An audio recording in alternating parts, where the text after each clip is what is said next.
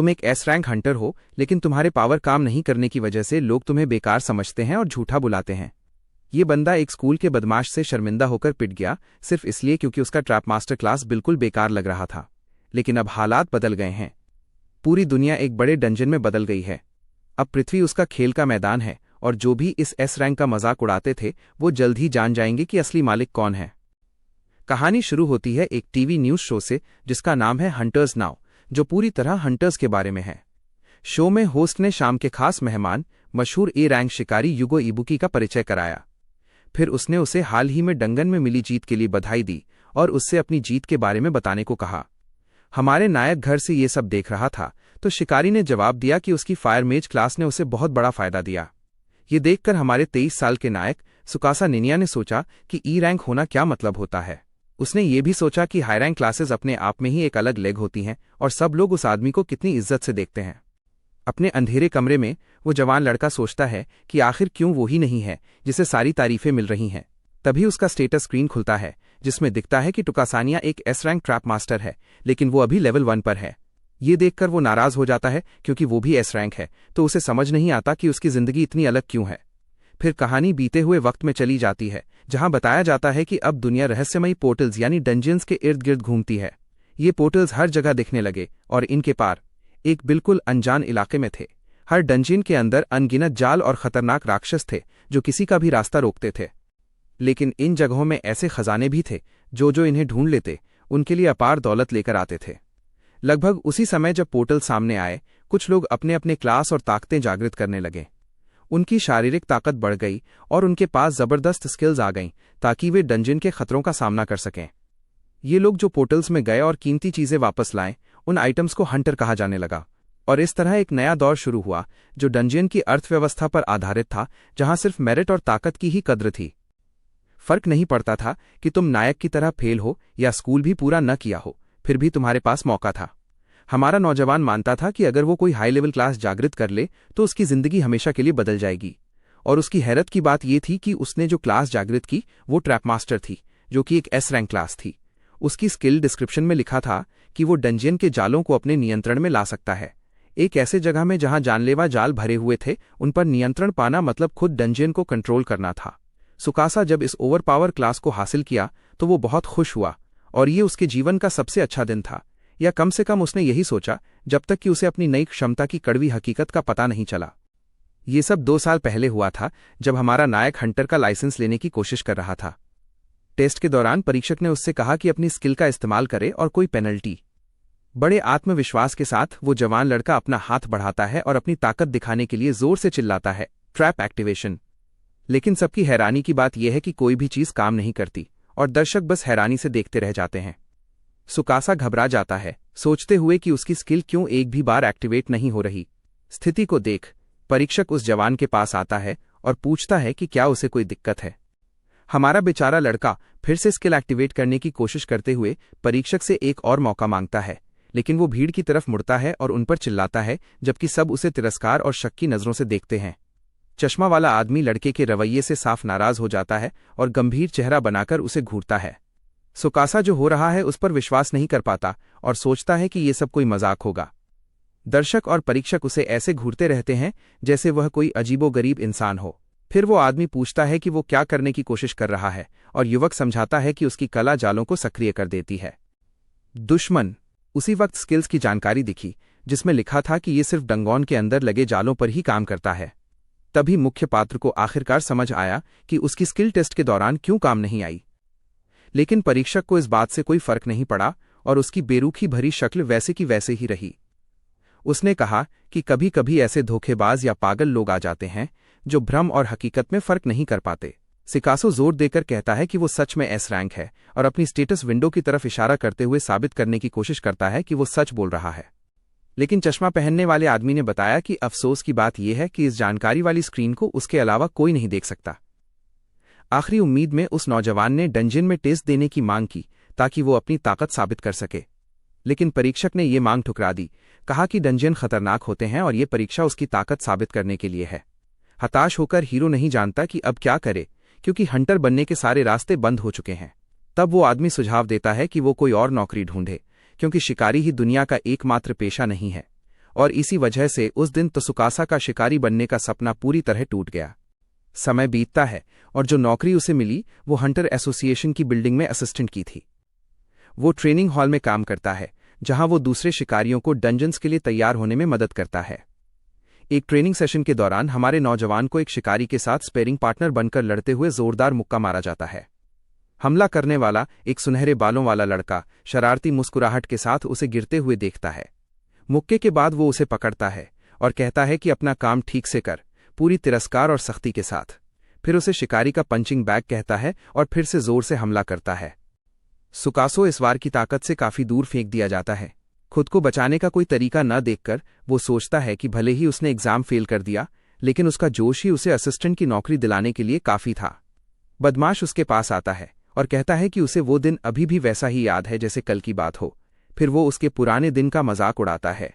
School का शिकार वो लड़का जिसने टेस्टिंग साइट पर खुद को एस रैंक बताया था। पता चलता है कि इस लड़के असानुमा ने स्कूल में उसकी बदमाशी किया करता था और अब वो अपनी ट्रेनिंग का इस्तेमाल अपनी नाराजगी निकालने के लिए करता है। अपने मन में मुख्य पात्र खुद से कहता है कि वो सच में एक ताकतवर एस रैंक है। किसी तरह असानुमा उसकी सोच सुन लेता है और उसे घूरते हुए पूछता है, तुमने अभी क्या कहा?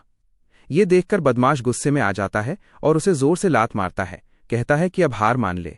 फिर वो उस नौजवान का मजाक उड़ाता है कि अगर वो सच में एस रैंक का होता तो उससे ऐसे पिटता नहीं। अचानक बदमाश बात बदल देता है और उस एस्कॉर्ट परमिट के वादे की बात शुरू कर देता है। सुकासा, जो मुंह पर चोट लेकर है, उसे याद दिलाता है कि उसने वादा किया था कि अगर वो सारी ट्रेनिंग सह लेगा तो उसका स्पॉन्सर बनेगा। घृणा से भरे अंदाज में असानुमा उसे जिद्दी चूहा कहता है और खुद को बड़ा समझते हुए वहां से चले जाता है। उसी वक्त बदमाश की नजरों में एक खतरनाक नफरत और तिरस्कार झलकता है हमारे मुख्य किरदार के लिए। लेकिन हमारा नौजवान इसे अपनी हार नहीं बनने देता और अपनी आंखों में अटूट हिम्मत लिए घूरता है। जब दबंग ने सुकासा की मजबूरी देखी तो आखिरकार उसने उसकी बात मान ली और सौदा स्वीकार कर लिया। चेहरे पर एक शरारती मुस्कान के साथ उसने कहा कि एक आखिरी टेस्ट होगा ये देखने के लिए कि वो सच में काबिल है या नहीं। वे हॉल से बाहर निकल जाते हैं क्योंकि असानुमा के मुताबिक वहां कई हाई रैंक हंटर्स उनकी निगरानी कर रहे होंगे। फिर वो कहता है कि आखिरी टेस्ट बहुत आसान है और हमारे नौजवान से पूछता है कि वो क्या पकड़े हुए है। ये देखो। आरोपी पहले से साइन किया हुआ परमिट दिखाता है और कहता है कि अगर टुकासा इसे पकड़ सका तो वो टेस्ट पास कर जाएगा। मुख्य किरदार को थोड़ी उम्मीद होती है, लेकिन बदमाश उसे चेतावनी देता है कि एक छोटी सी शर्त है। अचानक दो और लड़के आ जाते हैं और शर्त यह है कि उस नौजवान को उनके हमलों से बचना होगा। टुकासा उन्हें पहचानता है, वही लड़के जो स्कूल में उसे डराया करते थे। फिर भी वो चुनौती स्वीकार कर लेता है। वो मुठभेड़ के लिए खुद को तैयार करता है, सोचता है कि अगर उसे ये करना है तो असली डंजन में दाखिल होने के लिए। बिना कोई वक्त गवाए तीनों ने उस नौजवान को बेरहमी से पीटना शुरू कर दिया, चिल्लाते हुए कि बस हार मान ले। असानुमा उसे उसकी हिम्मत के लिए एक टिकिया कहता है और पूछता है कि उसे डंजियन में जाने की इतनी जल्दी क्यों है।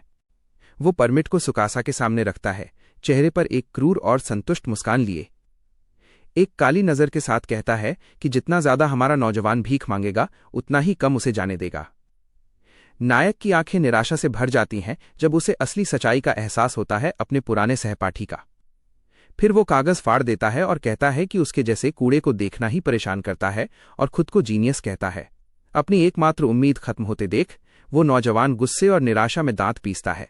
आखिरी कशिश में वो अपने हमलावर को रोकने के लिए हाथ बढ़ाता है, लेकिन वो आसानी से उसका हाथ पकड़ लेता है, एक पूरी तरह से श्रेष्ठता भरे नजरिए के साथ। अचानक एक चमकती हुई खंजर प्रकट होती है और वो सुकासा के हाथ पर तेज हमला करता है। गुंडे उसकी कौशल देखकर प्रभावित होते हैं और कमेंट करते हैं कि शिकारी कितने कमाल के होते हैं। जीत का एहसास लेकर वो कहता है कि टेस्ट खत्म हो गया और नायक फिर से फेल हो गया है। युवक अपनी हथेली में चुभी हुई खंजर को देखता है और धीरे से बड़बड़ाता है। दर्द और अपमान महसूस करते हुए खंजर धीरे धीरे रोशनी के कणों में बदलने लगता है, क्योंकि उसे हमेशा से पता था कि असानुमा झूठ बोल रहा था। वो चलते हुए कहानी बताती है कि शहर में एस्कॉर्ट परमिट सिस्टम कैसे काम करता है। असल में प्रायोजक हर चीज के लिए जिम्मेदार होता है, इसलिए कोई भी किसी भी आम आदमी को प्रायोजित करने का जोखिम नहीं उठाता। अंदर ही अंदर हमारा नौजवान पहले से ही जानता था कि उसका पुराना बुली कभी अपनी बात पूरा नहीं करेगा, लेकिन वो इतना मजबूर था कि उसने किसी भी उम्मीद की किरण को पकड़ लिया था। वो पूरी तरह हारा हुआ और खोया हुआ महसूस कर रहा था, क्योंकि यही उसकी जिंदगी बदलने का एकमात्र मौका था। मुख्य किरदार को यकीन था कि अगर वो सिर्फ एक बार जेल डंजन में जाकर रह गया तो उसकी बदहाली भरी जिंदगी आखिरकार बेहतर हो जाएगी, और यही विश्वास उसे आगे बढ़ाता रहा और हार के बाद भी कोशिश करते रहने के लिए प्रेरित करता रहा। अचानक आसमान में एक बड़ा लाल बिजली का तड़का फटता है जो आसपास के लोगों को हैरान कर देता है। पास से गुजर रहा एक आम आदमी ऊपर देखता है, उस अजीब घटना को देखकर दंग रह जाता है। वो पूरी तरह डर के मारे जम सा जाता है, समझ नहीं पाता कि आसमान में वो लाल ऊर्जा क्या थी। उसके पास खड़ा एक और आदमी जोर से चिल्लाता है कि सब लोग सावधान रहें, कुछ बड़ा आ रहा है। उनके पास वाली इमारत गिरने लगती है और सब लोग घबरा जाते हैं, भागने की कोशिश करने लगते हैं। इलाके में अचानक सारी तबाही के बीच एक बड़ा लाल आंख दिखाई देता है जो ऊपर से सब कुछ देख रहा होता है। थोड़ी ही देर बाद आसमान में लाल ऊर्जा का एक विशाल गोला बन जाता है जो सब कुछ तबाह करने की धमकी देता है। इसी घबराहट के बीच एक आदमी दूसरे की मदद करके उसे खड़ा करता है और कहता है कि वे मुश्किल से टकराने से बच गए।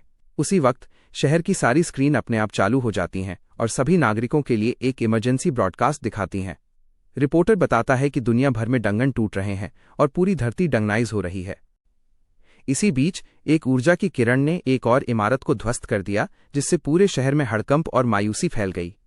लोग दहशत में थे, नहीं जानते थे कि इस अफरातफरी से खुद को कैसे बचाएं। धुएं के बीच मलबे से एक विशाल ड्रैगन जैसा राक्षस निकलता है और सब पर गरजता है। वो राक्षस शहर के आसमान में उड़ता है और लोग डर के मारे छुप जाते हैं, बुरा कुछ होने की उम्मीद करते हुए। हर कोई आसमान की ओर देख रहा था।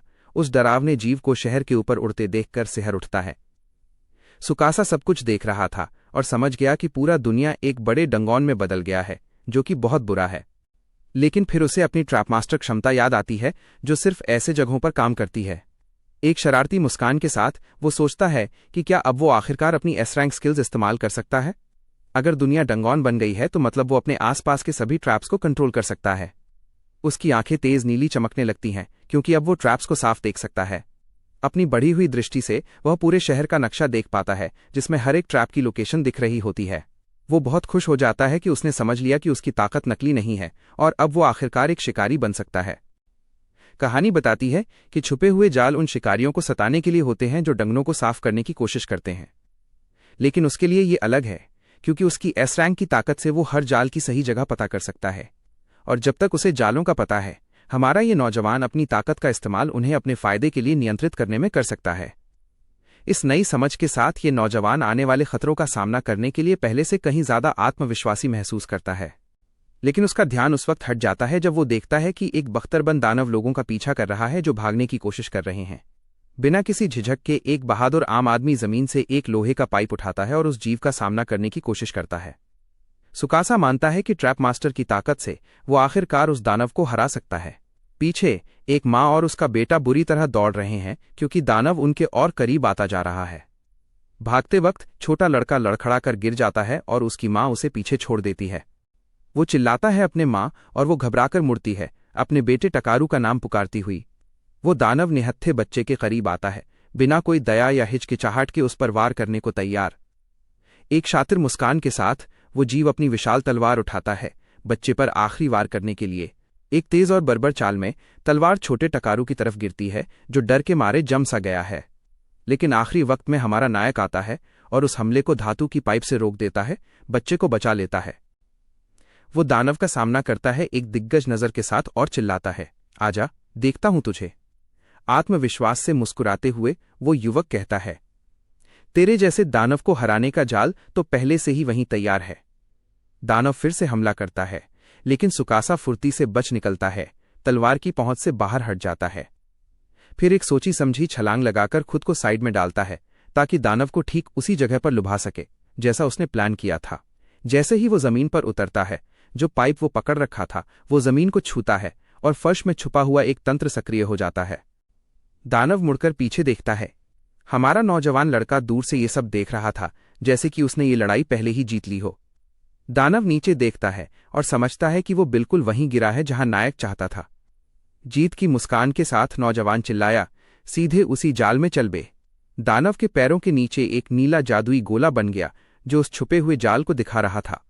जाल सक्रिय हो गया और एक तेज ब्लेड बनना शुरू हुआ जो अपना निशाना काटने को तैयार था। नीली ऊर्जा खत्म हो जाती है और एक विशाल झूला दिखता है जिसके सिरे पर कुदाल लगी होती है जो उस जीव के ऊपर तानी हुई है। जाल का विवरण आता है जिसमें बताया जाता है कि ये एक लोहे की कुदाल वाला झूला है जो मैदान में शिकार को मारता है। झूला जोर से झूलता है, राक्षस को मारता है और उसे उसके सामने टुकड़ों में तोड़ देता है। वो दृढ़ता से इस दृश्य को देखता है और कहता है कि यही उसका लड़ने का तरीका है, जाल के जरिए राक्षसों को हराना। माँ और बेटा एक दूसरे को गले लगाते हैं, सुरक्षित होने की राहत में, जबकि सुकासा दूर से उन्हें देख रहा था। हल्की सी मुस्कान के साथ हमारा नौजवान खुश था कि वो उन्हें बचाने में सफल रहा और उसकी ताकत काम आई। फिर वो उस दानव के खतरे के बारे में सोचता है, याद करता है कि बीच के स्तर के शिकारी भी अकेले उसका सामना नहीं करते। जीत के बावजूद उसे एहसास होता है कि स्थिति अभी भी बहुत खतरनाक है और उसे जल्दी से सबकी सुरक्षा करनी होगी। परिवार को गले लगाते देखकर वो जानता है कि इस तबाह शहर में कभी भी और खतरे आ सकते हैं। माँ को अपने बेटे को बाहों में लेकर भागते हुए देखते हुए एक जवान लड़का अपनी जिम्मेदारी समझता है कि उसे उनकी सुरक्षा सुनिश्चित करनी है। लेकिन जल्दी ही कहीं से कुछ कवचधारी प्राणी आते हैं और साफ तौर पर हमला करने की नीयत से उसका सामना करते हैं। जब उसे पता चलता है कि उसके पास समय नहीं है, तो वो सभी से एक साथ निपटने के लिए एक और कौशल इस्तेमाल करने का फैसला करता है। इसके साथ ही वो अपना हाथ आसमान की ओर उठाता है और चिल्लाता है, ट्रैप एक्टिवेशन। बड़ी मात्रा में नीली ऊर्जा छोड़ते हुए जादुई घेरा उन दानवों के चारों ओर प्रकट होता है। आसपास छुपे सभी जाल सक्रिय हो जाते हैं। एक बड़े पैमाने पर जैसे ही जाल चालू होता है, बड़ी बड़ी चट्टानें इमारतों से गिरने लगती हैं और जीवों की तरफ आती हैं। कवचधारी राक्षस सीधे जाल से निकले नीले ऊर्जा गोले से टकराते हैं। जंगल की सक्रियता सफल हो जाती है और मना के बदले वो बिना सीधे छुए जाल को सक्रिय कर सकता है। इसके साथ ही चट्टानों की बारिश शिकार को पूरी तरह कुचल देती है और राक्षस तुरंत हार जाते हैं। सारे दुश्मनों को हराने के बाद सुकासा लेवल अप हो जाता है और उसकी सक्रियता की कला भी अगले स्तर पर पहुंच जाती है, स्तर 2। उसे एहसास होता है कि वो जल्द ही नई कौशल सीखने वाला है और आखिरकार एक मजबूत और सम्मानित शिकारी बन सकेगा। आम लोग चट्टानों के भारी गिरने से हैरान रह जाते हैं और उनमें से एक पूछता है कि क्या हमारे नौजवान की वजह से ये हुआ है। बुरी तरह घबराया हुआ वो मदद मांगता है, कहता है कि उसे एक उच्च स्तर का शिकारी होना चाहिए और पूछता है कि उन्हें कहाँ भागना चाहिए। वो समझाता है कि वो आधिकारिक शिकारी नहीं है, लेकिन अब सबकी प्राथमिकता सुरक्षित जगह ढूंढना है। एक सुरक्षित जोन ऐसी जगह होती है जो हमेशा डंजनों के अंदर मौजूद रहती है और वहां कोई किसी भी तरह के खतरे नहीं होते। समस्या ये है कि ऐसे इलाके को ढूंढने के लिए एक बड़ी जांच टीम की जरूरत होती है जो उस जगह की पूरी पड़ताल करे। आम आदमी घबराता है, लेकिन हमारा नौजवान कहता है कि कोई दिक्कत नहीं, क्योंकि उसके लिए ये बिल्कुल आसान काम है। फिर वो अपने चमकते हाथ को जमीन पर रखता है और अपनी खास एस रैंक की स्किल इस्तेमाल करने की तैयारी करता है। नायक ट्रैप स्कैन स्किल का इस्तेमाल करता है ताकि अपने आसपास के पूरे इलाके को सुरक्षित जगह की तलाश में जांच सके। अपनी ट्रैप पकड़ने की ताकत से वो आसानी से ऐसा स्थान ढूंढ सकता है जहां पास में कोई नहीं है। इलाके की जांच करने के बाद वो कहता है कि सुरक्षित जोन हिगाशी पार्क में है और सबको उसके पीछे चलने को कहता है। आत्मविश्वास भरी मुस्कान के साथ वो कहता है कि अगर वे उसकी क्षमता पर भरोसा करेंगे तो वो उन्हें वहां ले जाएगा। और चूंकि कोई और विकल्प नहीं था, सब उसके पीछे चलने के लिए तैयार हो जाते हैं और उस सुरक्षा की रोशनी की तरफ दौड़ने लगते हैं जो उसने वादा की थी। और सबकी हैरानी की बात है कि वे आखिरकार पूरी तरह सुरक्षित हिगाशियावा पार्क पहुंच जाते हैं। नागरिक खुशी से जश्न मनाते हैं, राहत महसूस करते हैं कि वे एक सुरक्षित जगह पर हैं और आसपास कोई राक्षस नहीं है। टकारू की माँ उस जवान लड़के के पास जाती है और दिल से शुक्रिया अदा करती है कि उसने सबकी जान बचाई।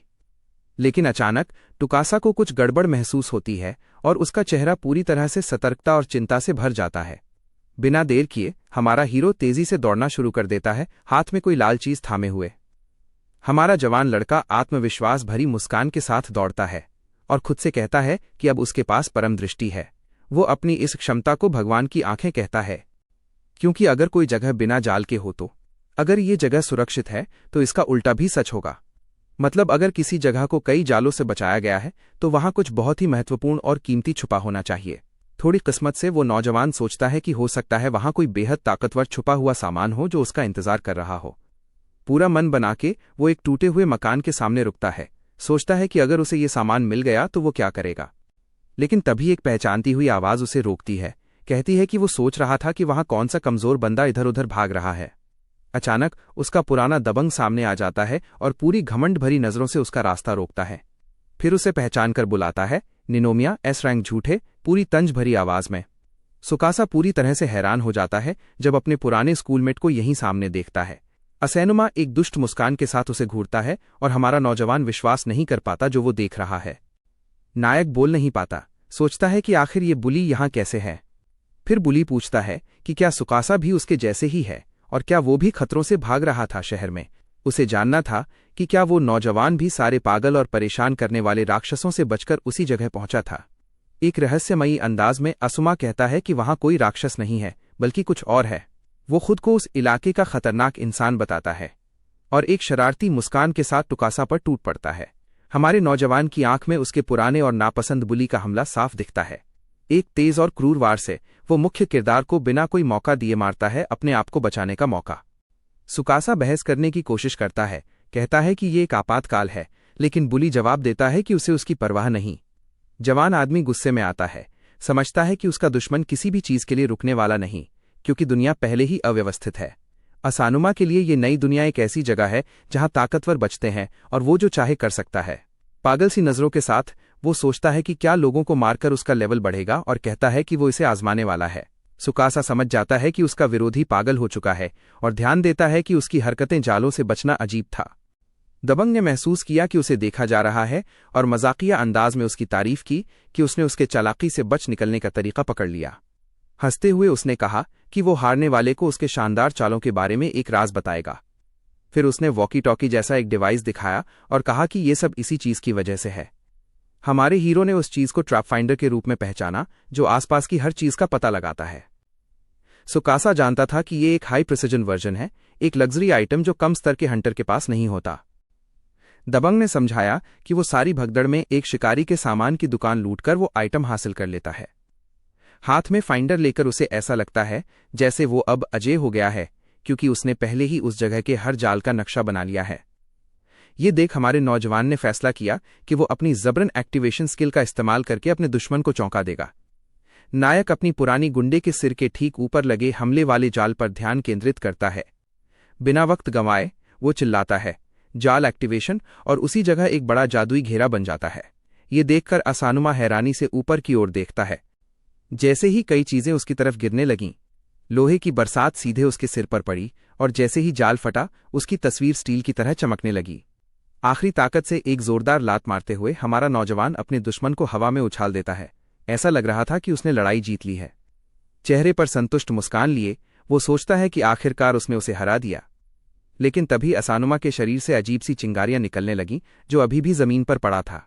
अचानक नायक की आंखें हैरानी से फैल गईं जब उसे कुछ एहसास हुआ ये सही नहीं है। बदमाश उठता है, उसके चारों ओर गुलाबी ऊर्जा चमक रही होती है और वो पूछता है कि वो बेशर्म जाल क्या था। फिर उसे याद आता है कि सुकासा अपनी ट्रैप एक्टिवेट करने की स्किल का घमंड कर रहा था और वो उसे घूरता है। हमारा जवान लड़का हैरान होता है जब वो अपने दुश्मन की पीठ पर एक चमक देखता है और सोचता है कि क्या उसके पास कोई अदृश्य सुरक्षा कवच है। ये एक रक्षा उपकरण है जो शिकारी के चारों ओर एक खास बाधा बनाता है ताकि उसे नुकसान से बचाया जा सके। ताने भरे मुस्कान के साथ बदमाश उसे चिढ़ाता है, पूछता है कि क्या उसने ये अंदाजा नहीं लगाया था। वह सुरक्षा उपकरण दिखाता है। वो कहता है कि उसने भी वही सामान उसी सामान की दुकान से लूटा था उस हंगामे के दौरान। ट्रैप फाइंडर और अदृश्य गार्ड के साथ उसे लगता है कि अब वो हाई लेवल हंटरों में शामिल हो सकता है। वो शेखी मारता है, कहता है कि वो एक फेल हंटर सुकासा से बिल्कुल अलग लेवल पर है और अपनी बात साबित करने के लिए वो अपने पूरे जोर से नायक के पेट पर एक जबरदस्त मुक्का मारता है। हमारा जवान लड़का उस वार की ताकत से पीछे धकेल दिया जाता है, जमीन पर गिर जाता है और कुछ भी करने की हालत में नहीं होता। हमला करने वाला उसे कचरा कहता है और पूछता है कि क्या उसने पीछे से उस पर हमला किया ताकि अपने पुराने झगड़ों का बदला ले सके। फिर उसे अपनी ट्रेनिंग याद आती है और वो कहता है कि उसने उसे हमेशा सिखाया था कि पहले पेट पर वार करो ताकि सामने वाला हिल न सके। इसलिए वो बेदर्दी से उसे मारना जारी रखता है ताकि वो जमीन पर कीड़े की तरह रेंगने लगे। पागलपन भरी नजरों के साथ वो अपना हथियार उठाता है और अपने पहले शिकार पर आखिरी वार करने को तैयार होता है। वो चिल्लाता है कि यहीं से उसकी कहानी शुरू होती है और एक पूरा पागल मुस्कुराता है। लेकिन सुकासा आखिरी समय में उस हमले को रोकने में कामयाब हो जाता है और अपने हमलावर को उसकी हिम्मत से चौंका देता है। दबंग शिकायत करता है कि हंटर एसोसिएशन हमेशा उसे लो लेवल डंजियनों में भेजता है क्योंकि वो डी रैंक का है। वो चिल्लाता है कि उसकी ताकत कहीं ज्यादा है और उसे बस एक मौका चाहिए हाई लेवल डंजियन में अपनी काबिलियत दिखाने के लिए। ये सब देखकर हीरो को समझ आता है कि अगर ऐसे चलता रहा तो वो हार जाएगा और उसे जल्दी कुछ करना होगा। उसी वक्त उसका हाथ तेज नीली ऊर्जा से चमकने लगता है, नए अटैक की तैयारी में। वो अपने दुश्मन की तरफ इशारा करता है और हमला करने की कोशिश करता है। फिर से जाल चालू करता है खुद को बचाने के लिए। एक कांटों वाला गोला बनता है, लेकिन बदमाश बस हंसता है, अपने विरोधी की बेकार कोशिश का मजाक उड़ाते हुए। अपनी तलवार से वो आराम से जाल तोड़ देता है और अपनी नई ताकत का घमंड करता है। कहता है कि वो हाई लेवल डंजनों से आइटम लेकर और भी मजबूत होता जाएगा और बदला लेगा जिसने उसे पहले अपमानित किया था। सुकासा समझता है कि ये बेकार है, क्योंकि बुली उसकी हर अटैक को ट्रैप फाइंडर से पढ़ रहा है। ऊपर से उसे लगता है कि अगर अटैक लग भी जाए तो भी प्रोटेक्शन की वजह से कोई फर्क नहीं पड़ेगा। दुश्मन के पास जो इनविजिबल गार्ड है, उससे हीरो के पास जीतने के लिए कोई चारा नहीं बचता। अचानक उसे स्टेटस चेंज की आवाज सुनाई देती है और उसकी जानकारी स्क्रीन उसके सामने आ जाती है। स्क्रीन उसे बताती है कि उसकी प्रोफिशिएंसी बढ़ गई है, क्योंकि वो लिमिट पार कर चुका है। एक्टिवेशन काउंट बढ़ गया और उसने एक स्किल हासिल कर ली। उसे समझ में आ गया कि क्योंकि उसने अपनी स्किल्स कई बार इस्तेमाल की हैं, उसकी महारत बिना ध्यान दिए बढ़ गई है। फिर उसकी नई स्किल, जिसका नाम है ट्रैप क्रिएशन, सामने आई, जो नए जाल बनाने में सक्षम है। नए जाल बनाने की ताकत पाकर वो जवान लड़का महसूस करता है कि शायद उसे लड़ाई जीतने का मौका मिल सकता है। इसी बीच बुली उसे कचरा कहकर पुकारता है और हमला जारी रखने के लिए उसके पास आता है। कुछ भी समझे बिना वो हमारे युवक की पोज को अजीब मानता है और पूछता है कि वो क्या कर रहा है, उस स्टांस के साथ क्या करने की कोशिश कर रहा है।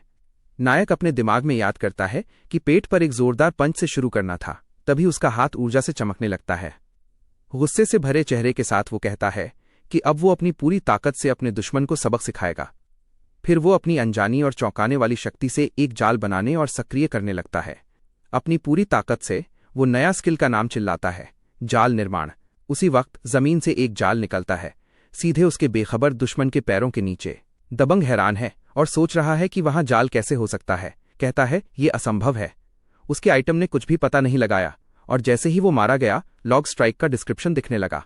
लकड़ी के प्रहार से उसे बहुत दूर फेंक दिया गया, बिना समय लिए कि वो खुद को इस अचानक हमले से बचा सके।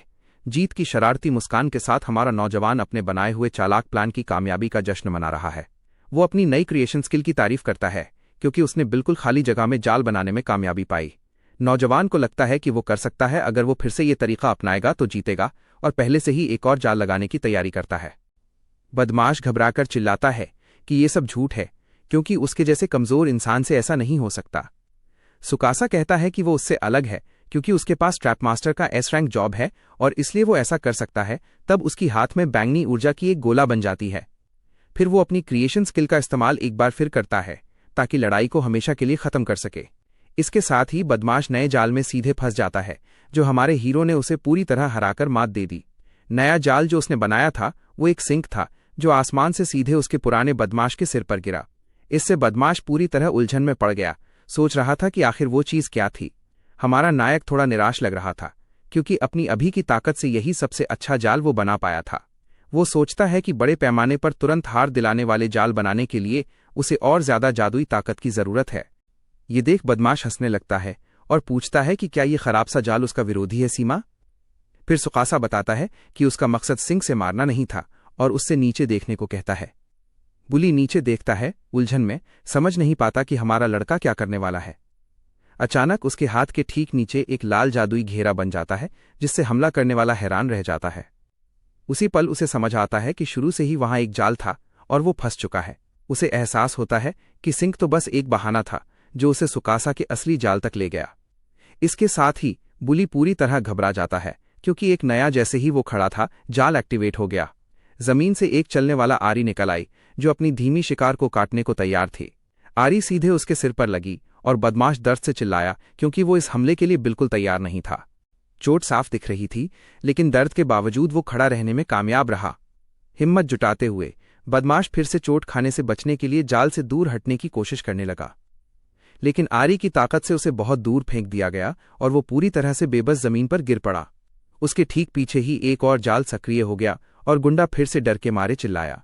कहीं से एक सुइयों की दीवार उभर आई और उसे जोर से टक्कर मारी, जिससे उसकी पूरी बॉडी छेद गई। इसी के साथ गुंडे को भारी दर्द महसूस हुआ, क्योंकि उसकी अदृश्य ढाल की ऊर्जा खत्म होने लगी थी। वो मुड़ा और देखा कि हमारे नौजवान ने उसे हमेशा के लिए खत्म करने के लिए एक और जाल चालू कर रखा है। गुंडा घबराया, क्योंकि अगर ऐसा ही चलता रहा तो उसकी अदृश्य ढाल टूट जाएगी और वो पूरी तरह असहाय हो जाएगा। उसका चेहरा पूरा निराशा में, उसे एहसास होता है कि वो पूरी तरह फंस चुका है और कोई रास्ता नहीं बचा। वो भागने की कोशिश करता है, लेकिन उसकी किस्मत खराब है कि उस दिशा में भी एक जाल लगा हुआ है। हवा में एक इलेक्ट्रिक फेंस बन जाता है जो उसे तेज नीली बिजली से झटका देता है। झटका इतना जोरदार होता है कि उसके पैर कमजोर पड़ जाते हैं और वो घुटनों के बल जमीन पर गिर जाता है बेबस। उसे पता है कि उसकी सीमा पार हो चुकी है और अगर एक और झटका लगेगा तो उसकी सुरक्षा पूरी तरह टूट जाएगी। थका हुआ और कमजोर वो आखिरकार गिर पड़ता है जमीन पर एक और जाल के घेरे के बिल्कुल ऊपर। अचानक जादू के घेरे से तेज कांटेदार जंजीर निकलती है जो अपनी शिकार को बांधने को तैयार है। ये अटूट जंजीर का जाल उसे कसकर बांध देता है, उसकी हर हरकत और विरोध को रोक देता है। फिर सुकासा पास आता है और पूछता है कि क्या उसे शुरुआत से ही घेर लिया गया था, ये समझ में नहीं आया। जीत के मुस्कान के साथ हमारा जवान लड़का बताता है कि उसका दुश्मन एक जाल के कॉम्बो के अंदर था। ये तरीका एक जाल से शुरू होता है और दूसरे जालों को एक के बाद एक सक्रिय करता है ताकि टिकाऊ घुसपैठियों को हराया जा सके। वो समझाता है कि उस बुली को पकड़ कर रखने वाली अटूट जंजीर इस जानलेवा जोड़ी का आखिरी वार है।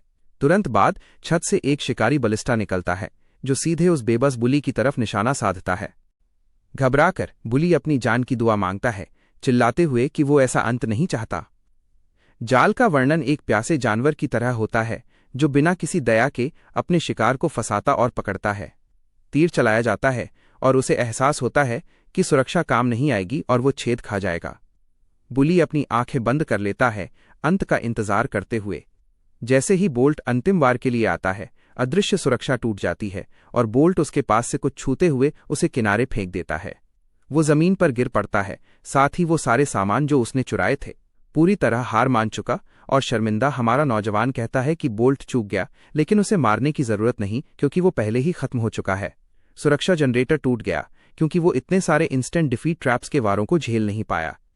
फिर सुकासा आता है और ट्रैप फाइंडर को नष्ट करने के लिए उस पर पैर रख देता है। आखिरकार वो कहता है कि दबंग हार गया क्योंकि उसने उस चीज की ताकत बेकार कर दी और जाल के कॉम्बो को नोटिस नहीं किया।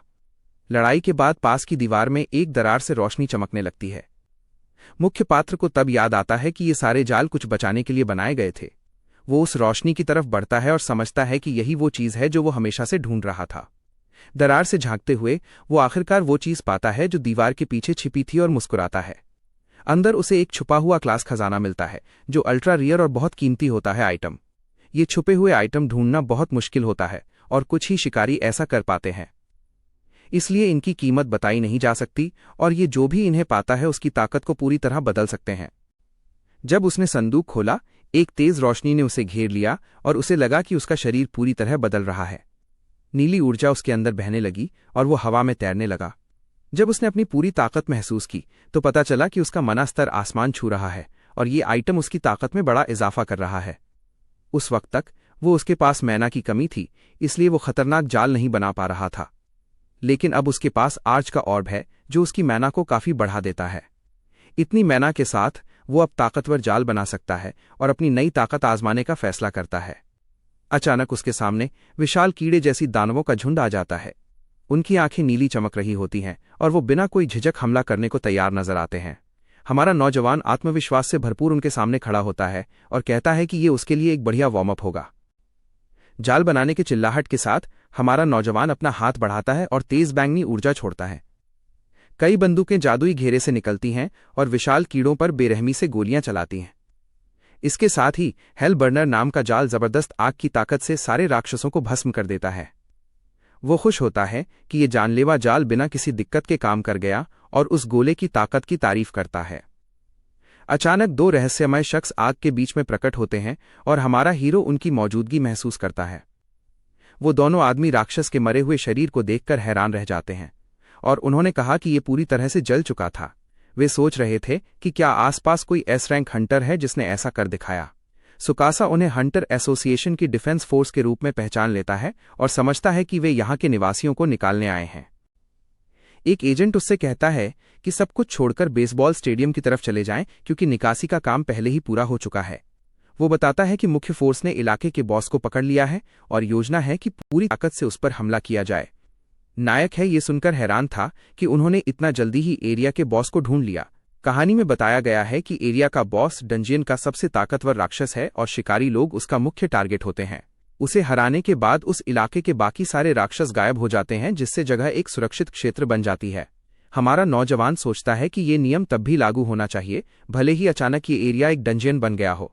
एजेंट स्टेडियम की तरफ दौड़ रहे हैं, कह रहे हैं कि लड़ाई जरूर शुरू हो चुकी होगी और उन्हें जल्दी करनी चाहिए। पूरा भरोसा लेकर मुस्कुराते हुए टुकासा भी जाने का फैसला करता है, क्योंकि उसे लगता है कि बॉस क्या कर सकता है ये देखना फायदेमंद रहेगा। फिर सीन हमें स्टेडियम ले जाता है, जहां इलाके के बॉस के खिलाफ बड़ी लड़ाई शुरू होने वाली है। कई काले कवच पहने राक्षस मैदान में दिखाई देते हैं, शिकारियों से मुकाबले की तैयारी कर रहे हैं। एक शिकारी बहादुरी से उन विशाल जीवों में से एक से लड़ रहा होता है जो वहां आए थे। टीम का नेता चिल्लाता है कि छोटे मोटे दुश्मनों से ध्यान मत हटाओ, क्योंकि इलाके का बॉस किसी भी वक्त आ सकता है। महिला शिकारी इस बात से दंग रह जाती है कि वे राक्षस तो बस बहाने हैं, क्योंकि निचले स्तर के तो एक को भी मुश्किल से संभाल पाते हैं। डर से भरे चेहरे के साथ उसे एहसास होता है कि असली इलाके का बॉस कुछ खास ही होगा। शिकारी एक डिफेंसिव फॉर्मेशन में जमा हो जाते हैं, सबसे ताकतवर राक्षस के आने की तैयारी करते हुए। अचानक पूरा स्टेडियम मुड़ने और टूटने लगता है, जैसे कि कुछ उसे निगलने वाला हो।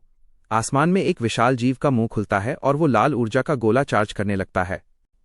शिकारी देखते रह जाते हैं। अचानक एक बड़ा लाल ड्रैगन अंधेरे से बाहर निकलता है और सबको डराकर रख देता है। वो जानलेवा हीट रे मिसाइल छोड़ता है और एक एजेंट चिल्लाता है, सब अपनी जान बचाने के लिए भागो। सब उसकी ताकत और रेंज देखकर हैरान रह जाते हैं, जो बिल्कुल असाधारण है। दो शिकारी लड़ाई के लिए तैयार होते हैं, अपनी तलवारें पकड़कर हिम्मत और जज्बे के साथ। नेता जोर से चिल्लाता है, यहां से निकलो, स्टेडियम गिर रहा है और एरिया बॉस आने वाला है। टीम लीडर घबराकर सबको जोर जोर से बोलता है। राक्षस से जल्दी से दूर भागने की कोशिश करते हुए ड्रैगन की पूंछ ने जोरदार वार किया और स्टेडियम का फर्श तोड़कर धूल का बादल उठ गया। शिकारी उड़ते हुए मलबे से घायल हो गए और उनमें से एक दर्द से चिल्लाया। महिला शिकारी अपने गिरे हुए साथी की मदद को दौड़ी, बेताबी से अपने सीनियर को आवाज लगाते हुए। उसी वक्त विशाल प्राणी धीरे धीरे उनके पास धमकी भरी और डराने वाली निगाहों से बढ़ा। एरिया बॉस की लाल आंखें तेजी से चमकने लगीं जब वो निहत्थे शिकारियों को घूर रहा था। लड़की समझता है कि उस गर्मी किरण और उसकी जबरदस्त ताकत के सामने वे इस दानव का कोई मुकाबला नहीं कर सकते। वो प्राणी खुद को उस इलाके का शासक बताता है, यानी डंजियन बॉस, जो यहाँ की पूरी ताकत है। वहां पहुंचते ही सुकासो दूर से ड्रैगन को देखता है और सोचता है कि क्या बस यही उसकी पूरी ताकत है।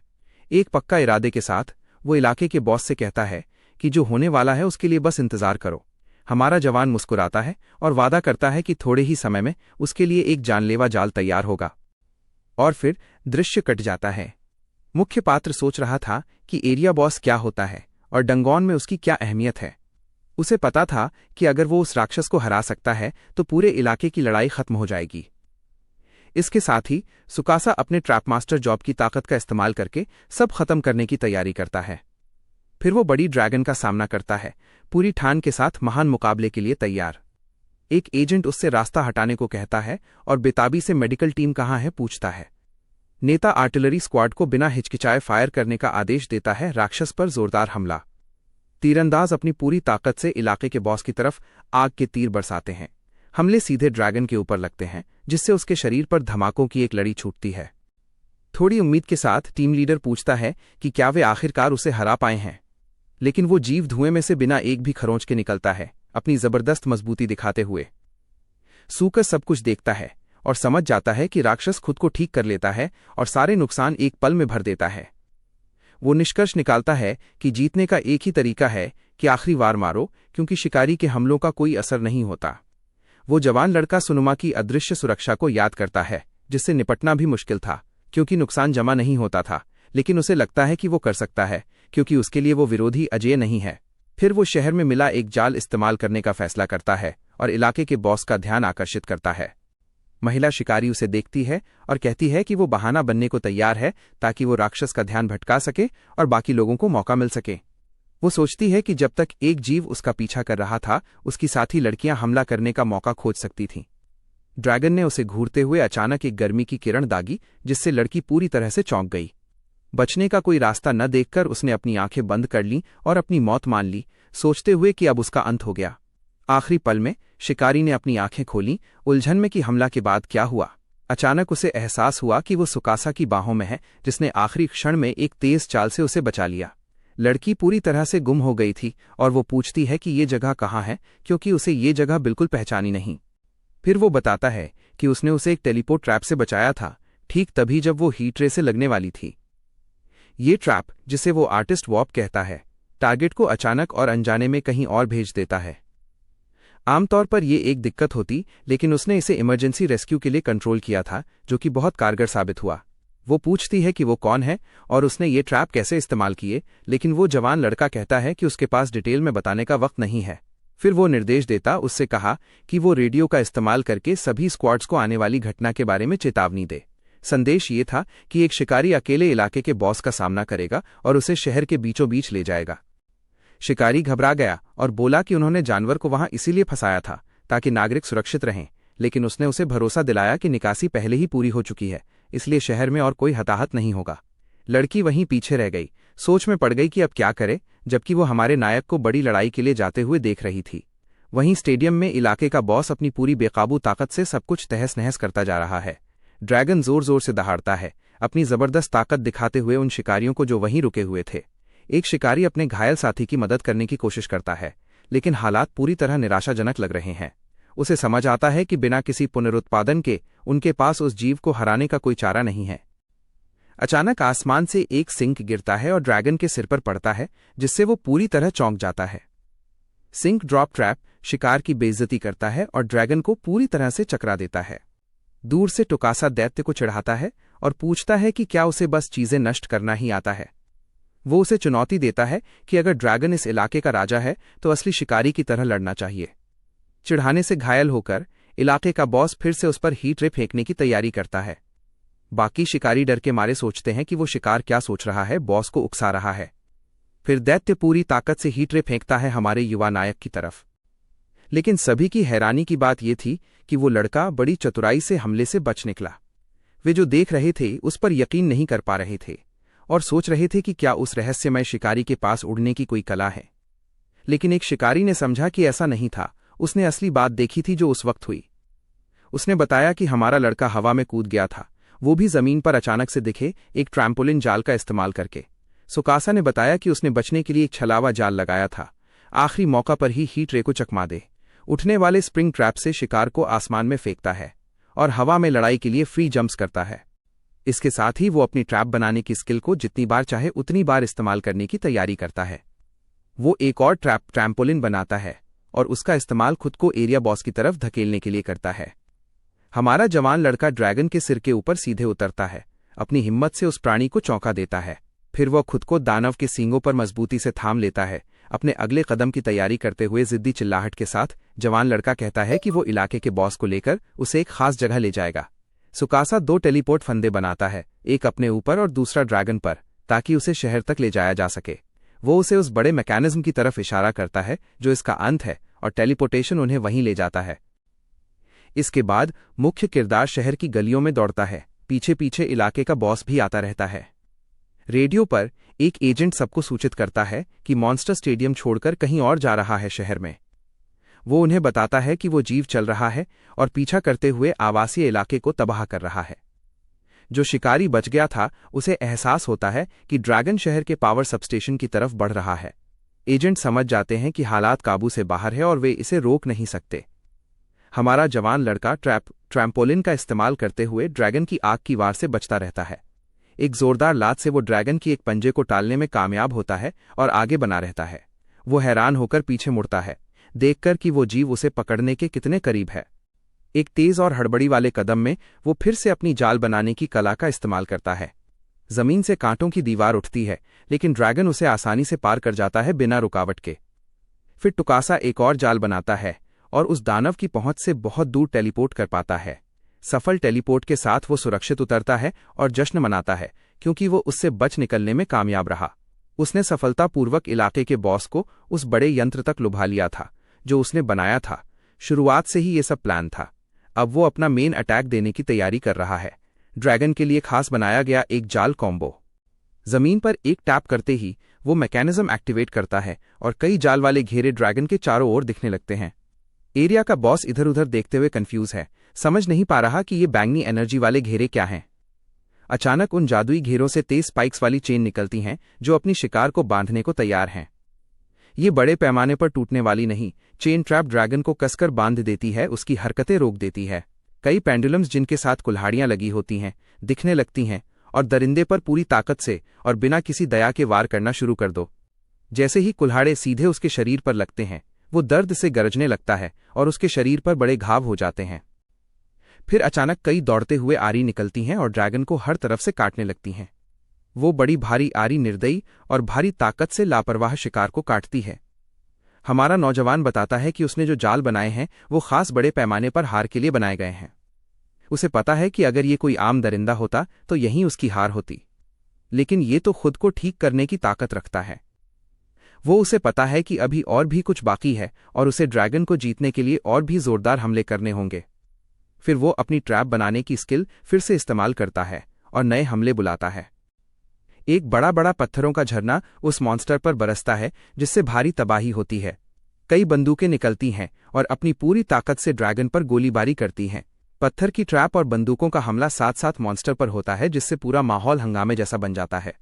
हमारा नौजवान पूछता है कि क्या एरिया बॉस ने इस अनपेक्षित नरक का मजा लिया। चट्टानें और आग की लपटें। वो बताता है कि ये उसके अब तक के सबसे ताकतवर जाल हैं और राक्षस से कहता है कि इसका मजा ले। ड्रैगन फंस चुका है। उसे पता है कि उसकी रीजनरेशन की ताकत इस नुकसान का मुकाबला नहीं कर पाएगी। इस हताश पल में राक्षस बचने की कोशिश करता है और आसमान की ओर उड़ने लगता है। इस पर सुकासा उसे डूबते आसमान की तरफ उड़ने के लिए कहता है, जहां आखिरी बड़ा जाल उसका इंतजार कर रहा है। वो ड्रैगन के पीछे पीछे उड़ता है और कहता है कि ये जाल उसे एक बार के लिए खत्म कर देगा, सब कुछ वहीं है। एक जोरदार आवाज के साथ उसने अपना हाथ बढ़ाया और आसमान में बड़ी मात्रा में नीली ऊर्जा छोड़ दी। एक पल के लिए समय ठहर सा गया, जब अंधेरा आसमान एक रहस्यमय रोशनी से जगमगा उठा। अचानक बादलों से एक बिजली का भाला निकला और पूरे जोर से इलाके के बॉस की ओर उड़ चला। एक ताकतवर बिजली की चमक ने आसमान को चीरते हुए ड्रैगन पर भारी चोट करने की तैयारी की।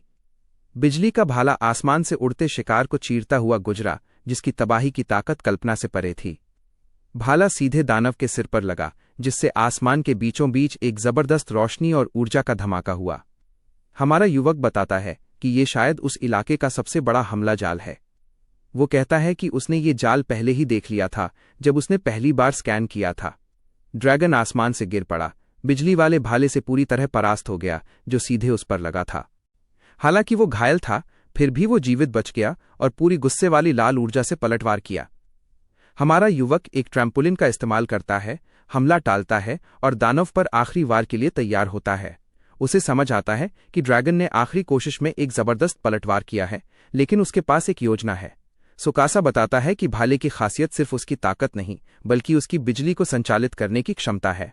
इसके साथ ही वो एक कुल्हाड़ी जैसा झूलता हुआ हथियार बनाता है, जिससे शहर के बिजली ट्रांसमिशन टावर को नष्ट करने वाला है। वो इलाके की पूरी अल्ट्रा हाई वोल्टेज ऊर्जा को एक साथ छोड़ देता है, जिससे एक बड़ा इलेक्ट्रिकल अराजकता फैल जाती है। और अगर ये ऊर्जा बिजली के भाले से प्रतिक्रिया करती है तो बिजली के छड़ के सिद्धांत का इस्तेमाल करके कुछ अद्भुत होता है। ये एक जबरदस्त बॉस खत्म करने वाला हमला बन जाता है, जालों का एक परफेक्ट कॉम्बिनेशन। ड्रैगन सीधे बिजली की चिंगारी से टकराता है और उसका शरीर धीरे धीरे टूटने लगता है। हमारा नौजवान चिल्लाता है कि इलाका बॉस पूरी ताकत के साथ जलकर राख हो जाए। हमारा नौजवान समझाता है कि ट्रांसमिशन टावर की हाई वोल्टेज बिजली और बिजली की भाला का मेल ही उस जानलेवा वार का कारण था। अगर ये आम होता, अगर ये जगह डंजन नहीं होती, तो वो इस तरीका इस्तेमाल नहीं कर पाता और अपनी ही ताकत से कभी जीत नहीं पाता। लेकिन यहां उसके पास एक अनोखा हथियार था, जो था ट्रांसमिशन टावर, एक इंसानों का बनाया हुआ जाल। उसी की मदद से ये नौजवान इलाके के बॉस को अपनी समझदारी और चालाकी से हराकर जीत के साथ जमीन पर उतरता है। उसे एहसास होता है कि अगर पूरा जहां डंजन बन जाए तो ऐसे हालात अक्सर सामने आ सकते हैं। ये दानव शुरुआत से ही एक जाल में फंस गया था। इस दुनिया में कदम रखते ही अब वो जगह एक युद्ध भूमि बन गई थी। इलाके के बॉस को मात देकर डंजन जीत पूरी हो गई और उसका लेवल अचानक बहुत बढ़ गया। उसे ये जानकर संतुष्टि हुई कि उसने लगभग पूरा इलाका अकेले साफ कर लिया है और उसे महसूस हुआ कि उसकी ताकत असली है। नायक ने पिछले 2 सालों के बारे में सोचा, जो उसके लिए जैसे अनंत अंधकार थे। उसने पूरा समय डंजनों के बारे में ज्ञान जुटाने में और अपने उत्पीड़कों की तंग करने सहने में बिताया। उसका परिवार ही एकमात्र था जिसने उस पर विश्वास किया, और फिर भी उसने उन्हें बहुत चिंता में डाल दिया था। एक फ्लैशबैक में उसका छोटा भाई उससे कहता है कि इतना जोर मत लगाओ, क्योंकि उनकी माँ उसकी चिंता कर रही थी। फिर भी वो उसकी फिक्र के लिए धन्यवाद करता है, लेकिन माफी मांगता है कि वो रुक नहीं सकता, क्योंकि उसने कभी अपने सपने को छोड़ना नहीं चाहा। उसी दिन से सभी लोग उससे दूर रहने लगे और वो अपनी यात्रा में पूरी तरह अकेला महसूस करने लगा। इलाके के बॉस के हारने के बाद खतरा खत्म हो गया और तबाह शहर में आखिरकार शांति लौट आई। इलाके के बाकी सारे राक्षस भी बॉस के साथ ही गायब हो गए, जैसे कि डंजियन के नियमों में लिखा था। जवान लड़का फिर मुड़कर हंटर एसोसिएशन के कम्युनिकेशन बेस की तरफ देखता है, एक नए मकसद के साथ। अभी तक बेस काम नहीं कर रहा था क्योंकि डंगोन टूटने की वजह से कम्युनिकेशन में बाधा आ गई थी। लेकिन अब जब डंगोन फतह हो चुका है, उसे लगता है कि वो कम्युनिकेशन सैटेलाइट का इस्तेमाल करके कनेक्ट हो सकता है। वो कम्युनिकेशन रूम तक पहुंचता है और वहां एक लॉक्ड दरवाजे का सामना करता है जिस पर न्यूमेरिक कीपैड लगा होता है। ट्रैप क्रिएशन चिल्लाते हुए वो एक स्टन ट्रैप बनाता है ताकि लॉक को डिसेबल किया जा सके। ये उपयोगी स्टन अस्थायी तौर पर टारगेट की मूवमेंट को रोक देता है, एक जबरदस्त इलेक्ट्रिक शॉक। वो आपातकाल के लिए माफी मांगता है और अपने प्लान को अमल में लाने के लिए कम्युनिकेशन रूम में दाखिल होता है। उसे राहत मिलती है कि इतनी अफरा तफरी के बावजूद मशीनें बिल्कुल ठीक चल रही हैं। मुख्य किरदार एक कंप्यूटर के सामने बैठता है और सिस्टम की सुरक्षा चेक करता है ताकि उसे एक्सेस कर सके। उसकी किस्मत अच्छी है कि उसे फिंगरप्रिंट ऑथेंटिकेशन की जरूरत नहीं है, जिससे उसका काम आसान हो जाता है। फिर वो सिस्टम को रीबूट करता है जो डंजियन ब्रेक के दौरान कम्युनिकेशन बाधा की वजह से क्रैश हो गया था। अचानक एक मैसेज आता है, स्क्रीन पर एक मैसेज आता है कि इस इलाके की फील्ड वेरिफिकेशन शुरू हो गई है। हमारा नौजवान कंफ्यूज हो जाता है और सोचने लगता है कि क्या सिस्टम उसके आसपास के इलाके की जानकारी लोड कर रहा है। स्क्रीन पर दिखता है कि इस इलाके की जीत की मुश्किल ए लेवल की है और यहाँ का बॉस पहले ही हरा दिया गया है। वो हैरान रह जाता है कि खतरा इतना ज्यादा था और उसने ए लेवल का सामना किया कालकोठरी। लेकिन जब उसे याद आता है कि उसने कितने खतरनाक राक्षसों का सामना किया है, तो वो समझ जाता है कि ये सब ठीक है। अचानक उसकी नज़र कंप्यूटर स्क्रीन पर आ रही दूसरी जानकारी पर पड़ती है। उसे पता चलता है कि सिस्टम सिर्फ उसी इलाके की नहीं बल्कि दूसरी जगहों की भी जानकारी एनालाइज कर रहा है। कहानी बताती है कि कोरिया में एक खास इलाका है जो शहरों में बटे हुए एक कालकोठरी का हिस्सा है। अब जब पूरा संसार एक कालकोठरी बन गया है तो अनगिनत इलाके बन गए हैं और सिस्टम उन्हें समझने की कोशिश कर रहा है। उपयोग करते हुए डंगोन एनालिसिस एल्गोरिदम की मदद से थ्योरी में तो पूरी दुनिया के सारे इलाके मैप किए जा सकते थे। अचानक स्क्रीन पर दिखा कि कैलकुलेशन पूरा हो गया है और हमारा लड़का सोचने लगा कि ये तो जल्दी खत्म हो गया। लेकिन फिर एक कैलकुलेशन एरर आया जिसमें लिखा था कि मापना नामुमकिन है और डेटा सिर्फ 100 किलोमीटर के रेडियस तक ही मिला है। वो परेशान हो गया कि उसे पूरी दुनिया की जानकारी नहीं मिल पा रही, लेकिन फिर उसने सोचा कि चलो सबसे पहले अपने आसपास के इलाके पर ध्यान देता हूं। उसके दिमाग में उसकी फैमिली आई जो बिखरी हुई थी और कियोस्क के बीच अलग से रह रहा था। फिर वो अपने परिवार के रहने वाले इलाकों के बारे में जानकारी खोजने लगता है ताकि पता चल सके क्या हुआ। कई मॉनिटरिंग स्क्रीन पर शहर के अलग अलग हिस्सों की तस्वीरें और उनकी स्थिति दिखती हैं। वो इलाकों के नाम और हर एक की जीत की स्थिति को देखता है जिसमें कठिनाई स्तर ए लिखा होता है। बड़ी आंखों से देखकर उसे एहसास होता है कि सभी जांचे जाने वाले इलाके बहुत मुश्किल हैं और वो घबराने लगता है। सुकासा हताश होकर चिल्लाता है जब देखता है कि सारे इलाके लेवल ए के पहले ही तबाह डरने लगता है और सिर्फ उसका शहर ही सुरक्षित है। लेकिन फिर उसे एहसास होता है कि सिग्नल पूरी तरह खत्म नहीं हुआ है और अभी भी उन्हें ढूंढने की उम्मीद बाकी है। एक मॉनिटर पर दिखता है कि सुजतू इलाका पूरी तरह से कब्जे में आ गया है और उसकी स्थिति अपडेट हो गई है। वो देखता है कि कई इलाकों ने अपने बॉस को हरा दिया है और संचार बाधाओं को सफलतापूर्वक ठीक कर लिया है। इसके साथ ही वो नौजवान समझ जाता है कि वो अकेला नहीं है। ये लड़ाई और वो दूसरे विजेता उभर रहे हैं। वो सोचता है कि क्या डंगन ब्रेक के बाद की इस नई विजय की लड़ाई दुनिया भर में पहले ही शुरू हो चुकी है। इस हंगामे के बीच भी वो देखता है कि कई इलाकों से दानव खत्म हो चुके हैं और विजय पूरी हो चुकी है। वो ये नतीजा निकालता है कि दूसरे जिलों में भी माहिर एस रैंक के शिकारी हैं और तेज जीतें उन्हीं की वजह से संभव हुई हैं।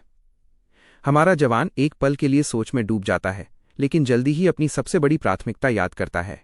वो फिर से कंप्यूटर के पास लौटता है और सबसे पहले वो अपने परिवार की सुरक्षा की खबर लेने का फैसला करता है। उसकी माँ सुजतू जिले में रहती हैं, तो वो उस इलाके की खास जानकारी ढूंढने लगता है।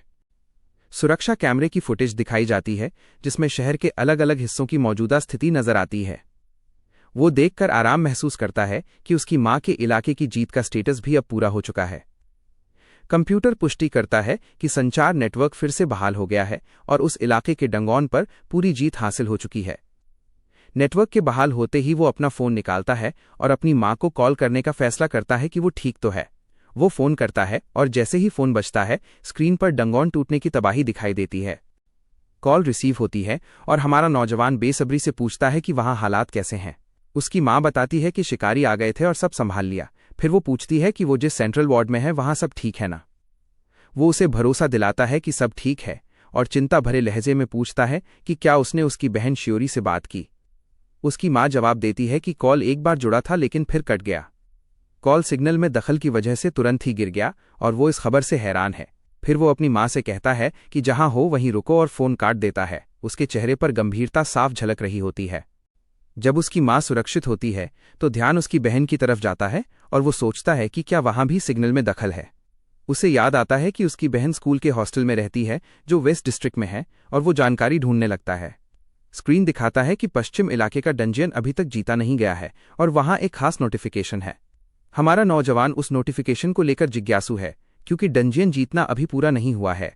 संदेश में कहा गया है कि संकट गुजर चुका है और मदद भेजने की जरूरत नहीं क्योंकि उन्होंने इलाके पर कब्जा कर लिया है। उसे पता चलता है कि ये मुख्यालय की आधिकारिक सूचना नहीं है और कुछ बहुत अजीब हो रहा है। अचानक ब्रॉडकास्ट हैक हो जाता है और एक आदमी सामने आता है, कहता है कि वे अब उनके प्यादे नहीं हैं संघ। हमारा नायक समझता है कि कोई सिग्नल हैक कर रहा है और इस मोड़ से वो चौंक जाता है। वो आदमी सभी नियंत्रण क्षेत्रों से वापस लेने की घोषणा करता है और एक स्वतंत्र राष्ट्र की स्थापना करता है। सुकासा तब बेकाबू हो जाता है जब उसे पता चलता है कि उसके बहन वाले जिले ने अभी अभी स्वतंत्रता घोषित कर दी है। अचानक उसे कोई आवाज सुनाई देती है और वो चौंककर मुड़ता है, सोचकर कि शायद कोई घुसपैठिया कमरे में है। किसी ने कंट्रोल रूम का ताला तोड़ दिया है और वो समझ जाता है कि अब वो अकेला नहीं है। वो फैसला करता है कि जानकारी इकट्ठा करना यहीं खत्म होता है और वो अपनी कला का इस्तेमाल करके भागने की तैयारी करता है। वो जाल बनाने की कला का उपयोग करके कम्युनिकेशन बेस की छत पर टेलीपोर्ट करता है। एक जादुई घेरा बनता है और हमारा लड़का बैंगनी रोशनी में घिर जाता है और कमरे से गायब हो जाता है। ये उलझन भरा छलांग वाला जाल उसे किसी अनजान जगह पर पहुंचा देता है और वो मुश्किल से घुसपैठियों से बच निकलता है। वो आपातकालीन बचाव करता है लेकिन उसकी जादुई शक्ति खत्म हो चुकी होती है, इसलिए वो कमजोर जाल उसकी सीमा है। दुर्लभ वस्तु ने उसकी अधिकतम जादुई शक्ति की क्षमता बढ़ाई थी, लेकिन इतना नहीं जितना वो इस्तेमाल कर सकता है। और चूंकि उसने बॉस के खिलाफ लड़ाई में कई जाल लगाए थे, उसकी ऊर्जा लगभग खत्म हो चुकी है। उसे एहसास होता है कि ये अभी भी काफी नहीं है और उसे अपनी अधिकतम क्षमता बढ़ाने के लिए लेवल अप करना होगा।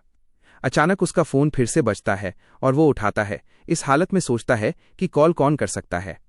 वो फोन की स्क्रीन देखता है और पाता है कि कॉल उसकी बहन श्योरी की है, जिससे वो हैरान हो जाता है। दिल धड़कते हुए वो कॉल उठाता है और दुआ करता है कि वो इस सारे हंगामे के बीच सुरक्षित हो। उसकी आवाज सुनकर सिग्नल में काफी खड़खड़ाहट थी। वो पूछती है क्या वो उसे सुन सकता है और जिस शहर में वो है वहां कैसा है। वो कहता है सब ठीक है और पूछता है उसकी क्या खबर है, लेकिन सिग्नल की दखलंदाजी लगातार बढ़ती जाती है। वो जवाब देती है कि वो ठीक है और जहां है वहां सुरक्षित है, लेकिन कॉल लगातार कटने लगती है। अचानक कॉल खत्म हो जाती है और हमारा युवक अपने फोन को घूरता रह जाता है, समझ नहीं पाता कि क्या करे। वो सोचता है क्या वो सच में सुरक्षित है, भले ही संदिग्ध प्रसारण में वहां राक्षस हों। स्थानीय संदेश देखने के बाद शिकारी को पता था कि वो बस पीछे हटकर इसे नजरअंदाज नहीं कर सकता।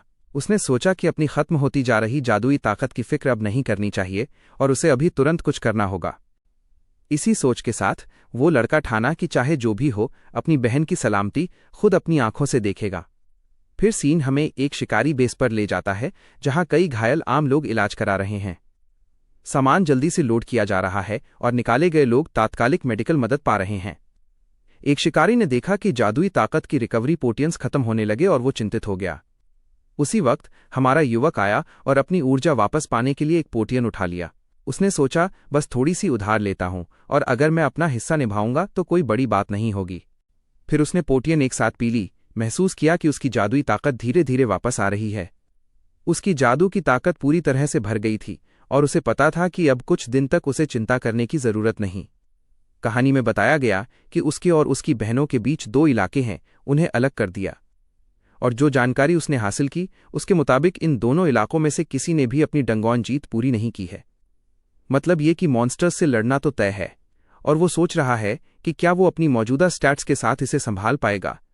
उसे पता है कि अगर उसे किसी और एरिया बॉस से मुकाबला करना पड़ा तो उसकी मौजूदा ताकत के साथ उसकी बड़ी मुश्किल हो जाएगी।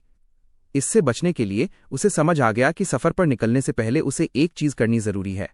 उसे लेवल बढ़ाना होगा ताकि उसकी मैजिक क्षमता बढ़ सके और जो भी आगे आए उससे निपटने के लिए और मजबूत बनने को तैयार। इसी सोच के साथ वो कोए इलाके में पहुंचता है, आगे बढ़ने और लेवल अप करने के लिए पक्का इरादा लेकर, चाहे कीमत जो भी चुकानी पड़े। ये उसकी पहली मिशन है जब से उसने अपने हंटर पावर को जागृत किया है। एक डंगौन पार करने का सफर शुरू होता है। जो दुनिया कभी शांतिपूर्ण थी अब वो डंगौन बन चुकी है, जो अनगिनत खतरनाक और दुश्मन भरे इलाकों में बटी हुई है।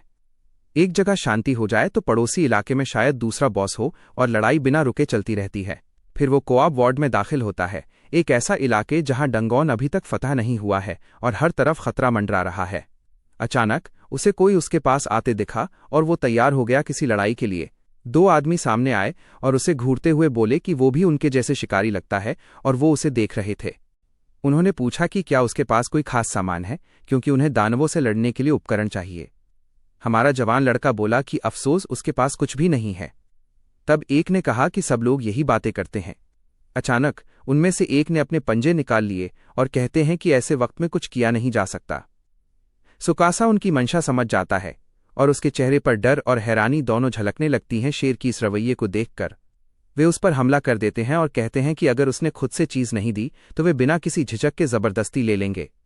हमारा हीरो मुश्किल से उस हमले से बच पाता है और समझ जाता है कि ये लोग मजाक नहीं कर रहे।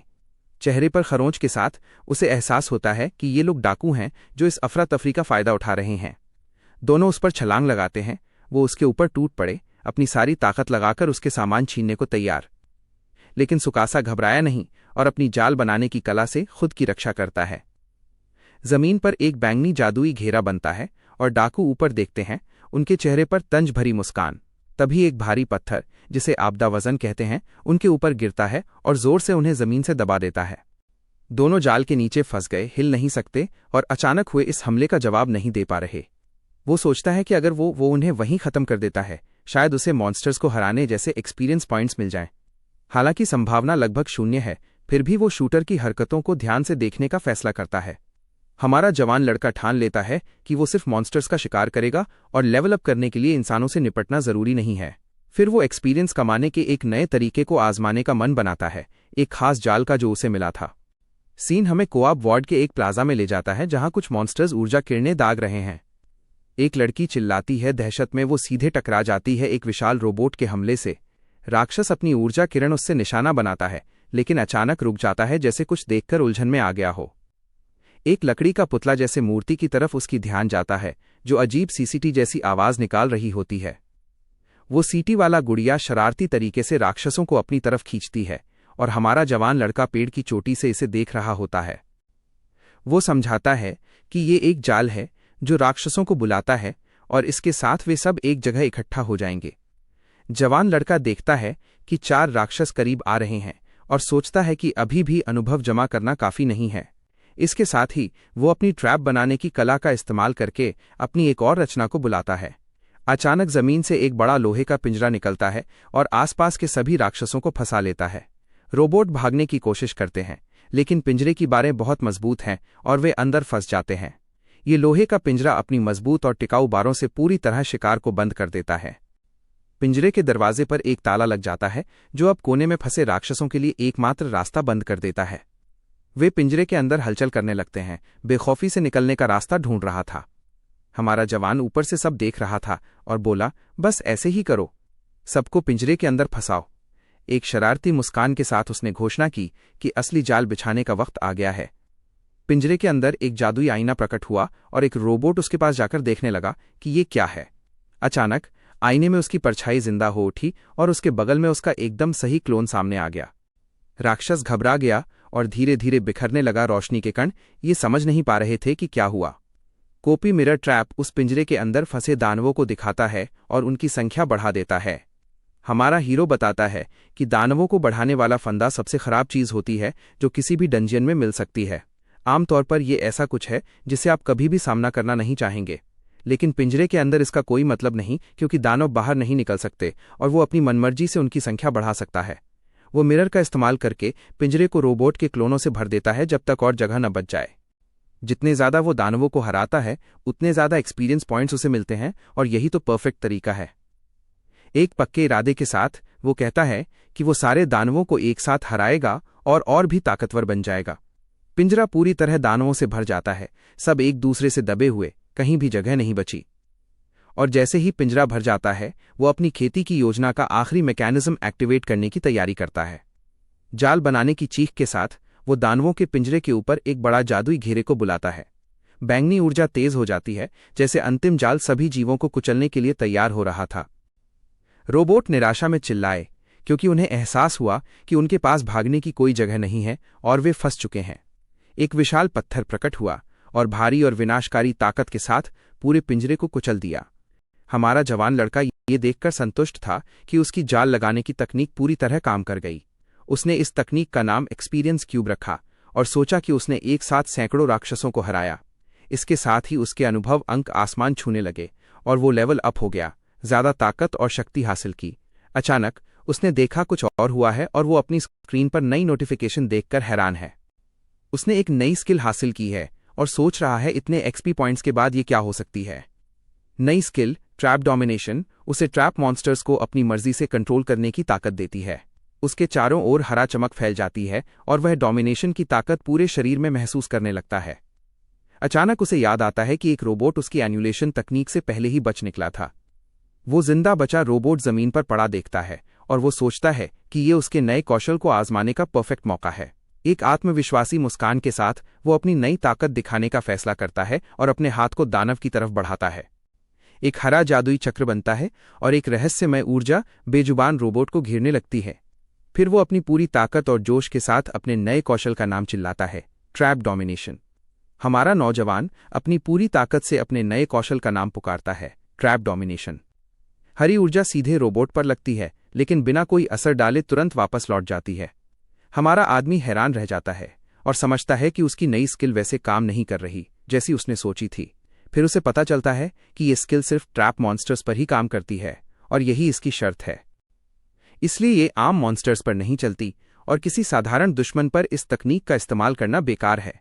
ट्रैप क्रिएशन चिल्लाते हुए वो एक फिनिशिंग तलवार बुलाता है ताकि रोबोट को खत्म किया जा सके। वो लेवल अप करता है और महसूस करता है कि आगे बढ़ने से पहले इलाके की अच्छी तरह जांच करनी होगी। जवान लड़का कहता है कि उसने लगा दिया है, वो कई वजहों से इसे टालता रहा, लेकिन अब पूरा इलाके की जांच करने का वक्त आ गया है। उसने अपना हाथ जमीन पर रखा और अपनी ट्रैप स्कैनिंग स्किल इस्तेमाल करने की तैयारी की। नीली ऊर्जा के तेज झोंके के साथ उसने स्किल एक्टिव की ताकि इलाके में मौजूद जालों को ढूंढ सके। अपनी बढ़ी हुई नज़र से वो आसपास का विश्लेषण करने लगा, ये जानने के लिए कि खतरे कहाँ हैं और किस तरह के हैं। उसने एक जगह देखी जहां जाल बड़े पैमाने पर जमा थे और समझ गया कि ये एक म्यूजियम है। अंदर और गहराई से देखने पर उसने एक अंडरग्राउंड रास्ता जो कई किलोमीटर लंबा है। उसकी आंखें चमक रही थीं, ये सोचकर वो हैरान था कि शहर के नीचे ऐसी कोई चीज मौजूद है। फिर वो एक ऐसी मुस्कान के साथ खड़ा हुआ जैसे उसने कोई बहुत बड़ा रहस्य खोज लिया हो और उसे उसका मतलब समझ आ गया हो। हमारे नौजवान ने फैसला किया कि उसके पास और जांच करने के लिए उस म्यूजियम में जाने के अलावा कोई चारा नहीं है। वो अंधेरे और शांत जंगल से गुजरा और अपनी रहस्यमयी मंजिल के करीब पहुंचता गया। मुख्य किरदार एक पेड़ के पीछे छिप गया और सावधानी से आसपास का जायजा लिया। इससे पहले कि आगे बढ़ते हुए अचानक वो जंगल के बीचों बीच एक बड़ा सा झील देखता है और उसकी विशालता देखकर हैरान रह जाता है। उसे एहसास होता है कि म्यूजियम यहीं कहीं होना चाहिए और वो अपनी तलाश और भी ज्यादा पूरे जोश के साथ जारी रखता है। आखिरकार उसे एक बहुत बड़ा और भव्य म्यूजियम का इमारत दिखती है और वो अंदर जाने की तैयारी करता है। उसे पता है कि अगर उसकी हिम्मत सही है तो उस जगह के नीचे कोई बड़ा रहस्य छुपा हुआ है। यही सोचकर वो युवक सावधानी से म्यूजियम के अंदर कदम रखता है, किसी भी खतरे का सामना करने को तैयार। उसे याद आता है कि अंदर का हिस्सा इमारत जालों से भरी हुई है और उसे बहुत सावधानी से चलना होगा। अचानक उसे एहसास हुआ कि कुछ हिल रहा है और ये बात पूरे समय बिल्कुल साफ थी। फिर वो उस शक के घेरे में आए चीज की तरफ मुड़ा और अपनी नई डोमिनेशन स्किल इस्तेमाल करने के लिए तैयार हो गया। उसके हाथ में हरी ऊर्जा भर गई और उसने जोर से चिल्लाया, पूरी ताकत से ट्रैप डोमिनेशन। हिलती हुई चेस्ट असल में एक राक्षस निकली जिसे हमारे हीरो की डोमिनेशन तकनीक ने पकड़ लिया। युवा लड़का ये देखकर खुश हुआ कि उसकी तकनीक कामयाब हुआ और उसने उस जीव को काबू कर लिया, क्योंकि उसे लगा वो एक मिमिक है, यानी एक ऐसा राक्षस जो खजाने के संदूक के रूप में छिपा होता है ताकि बेखबरों को फंसाया जा सके। इसके साथ ही उसने मिमिक को अपने जाल वाले राक्षसों के हथियार में जोड़ लिया जिसे वो लड़ाई में इस्तेमाल करने को तैयार था। उसने बताया कि मिमिक का होना ही एक जाल है, एक अलग तरह का राक्षस। जब से उसने स्कैन किया था वो साफ देख सकता था कि वहां एक राक्षस जैसा जाल मौजूद है। इसी के साथ वो जवान अपनी जीत का जश्न मनाता है और अपनी नई चाल इस्तेमाल करने की तैयारी करता है। लेकिन उसके अचानक मिमिक एक ढाल में बदल जाता है और उसके सामने तैरने लगता है। तभी वो राक्षस धुआं छोड़ने लगता है और जबरदस्त तेजी से उस पर झपटता है। वो हैरान रह जाता है और सोचता है कि अगर डोमिनेशन तकनीक काम करनी थी तो उस पर हमला क्यों हो रहा है। प्रतिक्रिया देने का वक्त नहीं मिल पाता और मिमिक सीधे उसके सिर पर वार कर देता है, जिससे वो दूर तक उड़ जाता है। जमीन पर जोर से गिरते ही उसे चोट का दर्द महसूस होता है और उसे एहसास होता है कि उसने एक पल के लिए अपना बचाव कमजोर कर दिया था। जमीन पर बैठा वो मिमिक को देखता है, जो अब उसके ऊपर है, अजीब सी शक्ल बनाए हुए। उसकी हैरानी की बात यह थी कि वो जीव अचानक एक खुश और प्यारे छोटे पिल्ले की तरह प्यार दिखाने लगा। हमारा नौजवान पूरी तरह से उलझन में था और बस देखता रहा कि वो राक्षस खुशी से उसे रगड़ रहा है। फिर उसे समझ आया कि मिमिक उससे लगाव करने लगा है और काबू पाना कुछ अलग ही तरीके से काम कर गया। चमकती आंखों के साथ वो जीव अपने नए मालिक के लिए प्यार जताता रहा, प्यारे से आवाजों के साथ। नौजवान को ये हालात थोड़े अजीब लगे, लेकिन उसने नजरअंदाज करने की कोशिश की और ध्यान लगाने लगा जो जरूरी है। उसे उस राक्षस का व्यवहार थोड़ा डरावना लग रहा था, लेकिन उसने माना कि उसका नियंत्रण काम कर गया। अब जब उसने नई कला का असर देख लिया है तो वो भूमिगत मार्ग पर जाने की तैयारी करता है। वो सीढ़ियां उतरता है और उसका नया साथी उसके ठीक पीछे पीछे चलता है, अगले पड़ाव के लिए तैयार। मुख्य किरदार सोचता है कि इतनी बड़ी सुरंग वहां पहले से मौजूद नहीं हो सकती। उसे लगता है कि ये जगह उस वक्त बनी जब इस इलाके को डंजियन में बदला गया होगा, कोई मकसद तो होना ही चाहिए। हमारा जवान सोचता है कि ये शायद सतह पर मौजूद राक्षसों से बचने के लिए कोई छुपा रास्ता हो सकता है। इससे वो हर कदम पर लड़ाई झेलने की झंझट से बच सकता है और पूरे इलाके को एक साथ पार कर सकता है। उसे उम्मीद है कि उसकी सोच सही निकले और वो कुछ बड़ा गड़बड़ न कर रहा हो। तेजी से आगे बढ़ने के बदले उसे पता है कि ये रास्ता काफी खतरनाक भी लग रहा है। फिर उसने सोचा कि अपनी नई संगत को एक नाम दे दे ताकि दोनों के बीच बात करना आसान हो जाए। एक हल्की मुस्कान के साथ उसने उस मिमिक का नाम मिमी रख दिया और वो राक्षस नाम को लेकर सच में खुश नजर आ रहा था। उसकी आंखें चमकने लगीं और उसने अपने मालिक से नाम पाकर खुशी की आवाजें निकालीं। हमारा नौजवान पूछता है कि क्या उसे नाम मिलकर खुशी हुई, तो राक्षस और भी ज्यादा खुशी दिखाता है। फिर वो मिमी को चेतावनी देता है कि अब से उनकी यात्रा बहुत खतरनाक होने वाली है। राक्षस भौंकता है जैसे कि उसने बात समझ ली हो और किसी भी चीज के लिए तैयार हो। अपने नए साथी के साथ वो खुद को ज्यादा सुरक्षित महसूस करता है और तैयार होता है आगे बढ़ने के लिए एक रहस्यमयी दरवाजा। जैसे ही उसने दरवाजा खोला, उसकी नजर एक काले साए और उससे निकलती हुई बैंगनी आभा पर पड़ी। वो आकृति खुद को पूरी कवचधारी एक योद्धा बताती है जो बेहद शक्तिशाली लगता है। उसी वक्त गलियारे में लगे मशाल जल उठी और आगे का रास्ता रोशन हो गया। सुकासा को तब एहसास हुआ कि असल में ये एक पत्थर की मूर्ति है जो एक योद्धा की शक्ल में बनी है। उसे लगता है कि इस कमरे में सिर्फ एक ही मूर्ति है और इसका एकमात्र मकसद पीछे वाले बाहर निकलने वाले दरवाजे को बंद रखना है। धीरे धीरे हमारा नौजवान बड़ी सावधानी से मूर्ति की तरफ बढ़ता है। वो पत्थर की मूर्ति के पास धीरे धीरे पहुंचता है जो उसके बाहर निकलने के रास्ते को रोक रही है। उसकी नजरें केंद्रित हैं, लगता है जैसे वो किसी घटना का इंतजार कर रहा हो। अचानक मूर्ति हिलने लगती है और अपनी तलवार उठाकर हमला करने को तैयार हो जाती है। हमारा हीरो घबराता नहीं है और अपने आप को आने वाले हमले से बचाने के लिए एक जादुई बाधा बना लेता है। वो जीव हमला करता है, लेकिन हीरो एक पत्थर की दीवार से उस हमले को रोक देता है। डिफेंस में वो पत्थर का योद्धा अपनी धमकी भरी और डरावनी नजरें बनाए हुए था। वो दानव की तलवार सूकस के जादू के कवच से टकराई, जो असर होते ही फटने लगी। जैसा कि उसने सोचा था, ये एक जाल था जो तब सक्रिय होता है जब कोई उसके करीब जाता है। उसने बताया कि उसका स्कैन पहले ही वहां एक हाई रिस्क जाल दानव को पकड़ चुका था, लेकिन वह उसे मूर्ति की शक्ल में डोमिनेशन नहीं कर पाया, इसलिए जानबूझकर उसके पास जाकर उसे सक्रिय किया। नायक हैरान था क्योंकि लगता था कि उसकी योजना में कहीं कुछ गड़बड़ हो गई। जैसा कि उम्मीद थी, बख्तरबंद राक्षस फिर से हमला करने की तैयारी करता है। उसकी तलवार नीले रंग की चमक रही है। वो प्राणी जोर से हमला करता है और जवान लड़का अपनी रक्षा के लिए एक लोहे की दीवार बनाता है। दीवार आसानी से टूट जाती है और उसे एहसास होता है कि ये राक्षस उसकी सोच से कहीं ज्यादा ताकतवर है। जोरदार टक्कर के साथ हमारा जवान लड़का पीछे की ओर खींचा जाता है, अपनी जगह बनाए रखने में असमर्थ। राक्षस उसे जबरदस्ती धकेलता है, जिससे उसकी काबिलियत और ताकत साफ झलकती है। फिर वो राक्षस एक खास मूवमेंट स्किल का इस्तेमाल करता है और अपने आप की कई छवियां बनाकर वो उसे भ्रमित करता है। सुकासु समझ जाता है कि इस बेढंगी हरकत से वो किसी खास जगह को निशाना बना रहा है। उसकी आंखों में चमक के साथ वो जल्दी ही अपने विरोधी की हमला रणनीति समझ लेता है। योद्धा उसके अंधेरे हिस्से पर हमला करता है, लेकिन वो आखिरी पल में खुद को बचाने के लिए हीरे जैसा एक ढाल बना लेता है। वो हमला रोकने में कामयाब होता है और पक्का कर लेता है कि राक्षस सच में उसकी पीठ को निशाना बना रहा था। फिर जवान सोचता है कि उसे सीधे टकराना जरूरी नहीं है, क्योंकि ये एक जाल वाला राक्षस है। आत्मविश्वास भरी मुस्कान के साथ वो अपनी जाल काबू करने की तकनीक तैयार करता है ताकि लड़ाई खत्म हो सके। उसकी हरी ऊर्जा सीधे राक्षस पर टकराती है, जिससे वो पूरी तरह हैरान रह जाता है। हरी ऊर्जा राक्षस को सीधे लगती है, लेकिन कोई खास असर नहीं दिखता। ये देखकर जवान लड़का चौंक जाता है कि उसकी काबू करने की तकनीक पूरी तरह बेअसर हो गई। एक खंभे के पीछे छुपी मिमी डर के मारे ये नज़ारा देख रही है, जबकि उसका गुरु कुछ कह नहीं पा रहा। उसे समझ आ जाता है कि कौशल का स्तर कम है, इसलिए पहली बार में हाई लेवल मॉन्स्टर्स पर यह काम नहीं करता। बिना समय गंवाए मुख्य किरदार ने सोचा कि जीतने के लिए उसे कोई नई रणनीति अपनानी पड़ेगी। फिर उसने सोचा कि अगर वो लगातार हमला करता रहे तो ये स्किल आखिरकार काम करेगी। इसके साथ ही उसने कई हरे एनर्जी बीम छोड़े, लेकिन नाइट ने सब आसानी से टाल दिए। युवक ने समझ लिया कि वो इतनी तेज दुश्मन को नहीं मार सकता, और पहली बार जो हिट हुआ था वो बस किस्मत थी। इसलिए उसने फैसला किया कि उसे मॉन्स्टर की मूवमेंट समझनी होगी ताकि वो उसकी चाल को पढ़कर हमला कर सके। बेचैनी में वो उस प्राणी के हमले का अंदाजा लगाने की कोशिश करता है। अचानक उसके दिमाग में एक आइडिया आता है और वो अपनी हथेली जमीन पर रखकर अपनी जाल बनाने की कला का इस्तेमाल करता है। जाल निर्माण की आवाज लगाते हुए वो अपनी शक्ति सक्रिय करता है, ठीक समय पर अपने आप को हमले से बचाने के लिए। राक्षस तेजी से आता है और अपनी तलवार उठाकर हमारे नौजवान पर आखिरी वार करने वाला होता है, लेकिन उस योद्धा रुक जाता है जब उसे अपने कवच पर कुछ गीला गिरता हुआ महसूस होता है। प्राणी के ऊपर एक पानी का टब गिरता है और जाल का विवरण स्क्रीन पर टब के रूप में दिखता है। बूंद गिरती है। राक्षस पूरी तरह भीग चुका है और उस अजीब और अनपेक्षित जाल से पूरी तरह उलझन में है। शरारत से नाराज होकर योद्धा गुस्से में हमला करता है और हमारा हीरो मुश्किल से उस वार से बचता है। वो फुर्ती से बच निकलता है और तलवार की पहुंच से दूर सुरक्षित जगह पर उतर जाता है।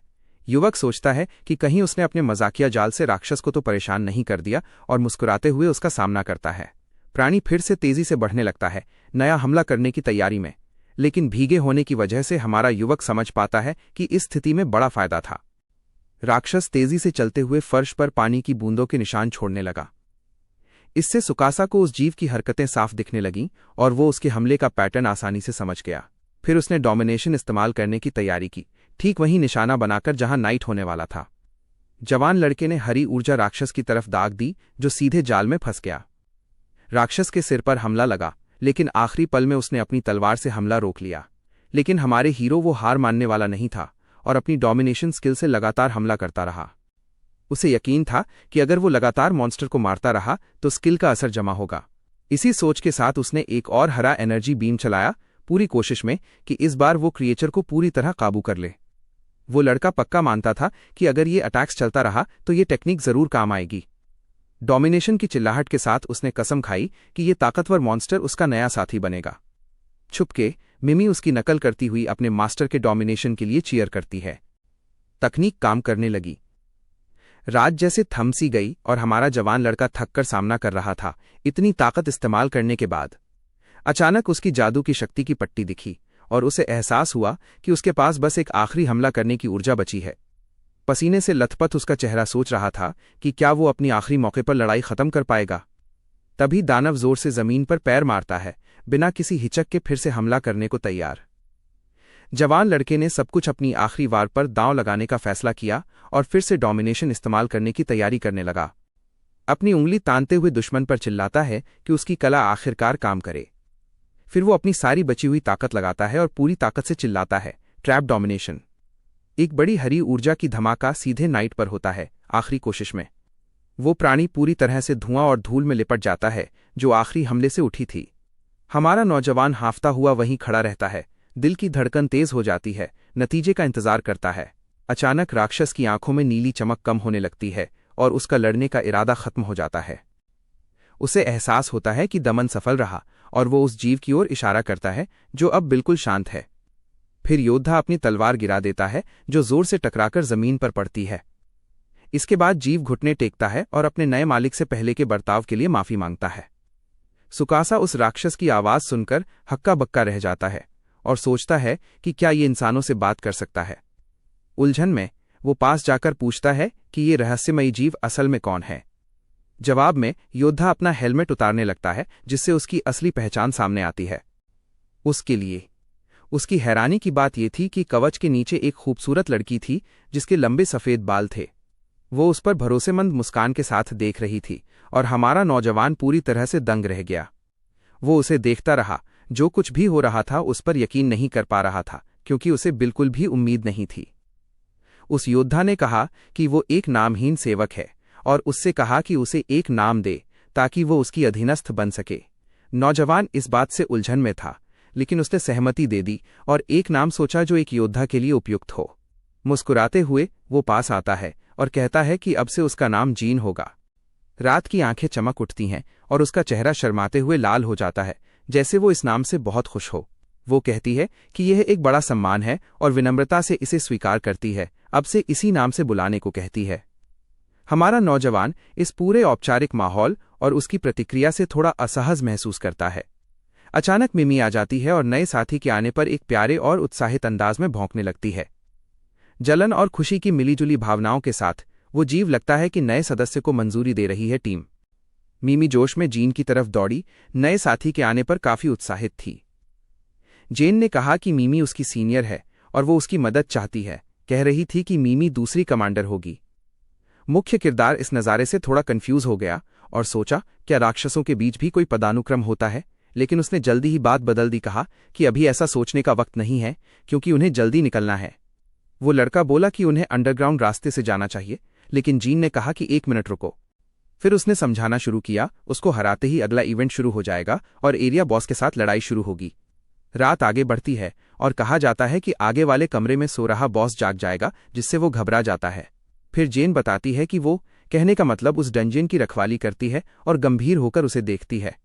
वो समझाती है कि उसके और घुसपैठिए के बीच की लड़ाई एरिया बॉस के हिलने का सिग्नल होती है। महिला कहती है कि ये लड़ाई जरूरी है और बिना बॉस को हराए निकलना नामुमकिन है। जवान लड़का यकीन नहीं कर पा रहा था कि लड़ाई जरूरी है, क्योंकि उसे लगा था कि उसने सबसे आसान रास्ता चुना है। इसके साथ ही उसने सोचा कि बेहतर होगा वापस लौट जाए और इस रास्ते को छोड़कर ऊपर की तरफ जाए, लेकिन उसकी नई साथी कहती है कि ये तरीका भी उसके लिए काम नहीं करेगा। बिल्कुल नहीं। जिस दरवाजे से वे अंदर आए थे अब वो लाल चमक रहा है और इंसानी ताकत से हिलाया नहीं जा सकता। वो कहती है कि जैसे ही तुम किसी तहखाने में आगे बढ़ते हो, पीछे हटना किसी के लिए भी मुमकिन नहीं होता। जवान लड़का चिल्लाता है कि लड़ाई नामुमकिन है क्योंकि उसने अपनी सारी जादुई ताकत आखिरी लड़ाई में लगा दी। अचानक मिमी कुछ आवाजें करने लगीं और हीरो ने पूछा, क्या हुआ? वो जीव अपना मुंह खोलता है और उसके अंदर कुछ रखा हुआ दिखता है। फिर वो छोटा सा राक्षस अपने अंदर से एक जादुई ताकत वापस पाने वाली दवा निकालता है। हमारा हीरो उस चीज को पहचानता है और हैरान हो जाता है कि ये उसकी मना वापस पाने की दवा है। फिर वो मिमी को प्यार से सहलाता है और सोचता है कि क्या इस जीव के अंदर कोई स्टोरेज की सुविधा है। दवा हाथ में लेकर वो मुस्कुराता है और कहता है, अब मैं तैयार हूं, जो भी आगे आए उसके लिए पूरी तरह तैयार हूं। लेकिन जीन पूछता है कि क्या वो एडवांस जल जादू इस्तेमाल कर सकता है, क्योंकि उसके बिना मना कुछ काम नहीं आएगा। वो समझाती है कि बॉस आग का अवतार है और उसे हराने के लिए एक सघन जल हमला करना पड़ेगा। लड़का कहता है कि जल जादू मुश्किल है और जो जाल वो उस पर इस्तेमाल कर चुका है वही उसकी सीमा है। फिर वो इधर उधर टहलने लगता है, इस समस्या का कोई हल सोचते हुए। अचानक नायक रुकता है और मिमी की तरफ देखता है, जैसे उसे कोई बेहतरीन आइडिया आ गया हो। वो फिर जीन से पूछता है कि क्या उसने कहा था कि दरवाज़ा इंसानी ताकत से नहीं खुल सकता, और वो एक भरोसेमंद मुस्कान के साथ हाँ में जवाब देती है। हमारा नौजवान लगता है कि उसने डंगौन के नियमों में कोई कमी ढूंढ ली है। फिर वो पूछता है कि अगर उसके जैसे और मिमी जैसे दबाए गए राक्षस दरवाज़ा खोलने की कोशिश करें तो क्या होगा। योद्धा सहमति में सिर हिलाती है और कहती है कि अगर राक्षस हैं तो शायद पीछे हटना संभव होगा, लेकिन अचानक पूरा जगह जोर जोर से हिलने लगता है, जिससे वहां मौजूद सभी लोग चौंक जाते हैं। वो बताती है कि इलाके का बॉस अपना नियंत्रण खो चुका है। धैर्य रख के उसने खुद से हमला करने का फैसला किया। तुरंत बाद उनके सामने मुख्य दरवाज़ा जोरदार धमाके के साथ आग की लपटों में फट पड़ा। जेन चिल्लाई, मास्टर्स, डिफेंस मैजिक लगाओ, आग हमारी तरफ आ रही है। बिना देर किए हमारा नौजवान खुद को आग के हमले से बचाने के लिए एक मैजिक बैरियर बना लिया। एक जबरदस्त धमाका हुआ और आग ने अपने दमदार प्रभाव से सब कुछ तहस नहस कर दिया। अब वे पूरी तरह आग से घिरे हुए थे और उनके बचने का कोई रास्ता नहीं बचा था। वो आग के बीच अपने बनाए हुए अवरोध को बनाए रखने की पूरी कोशिश करता है।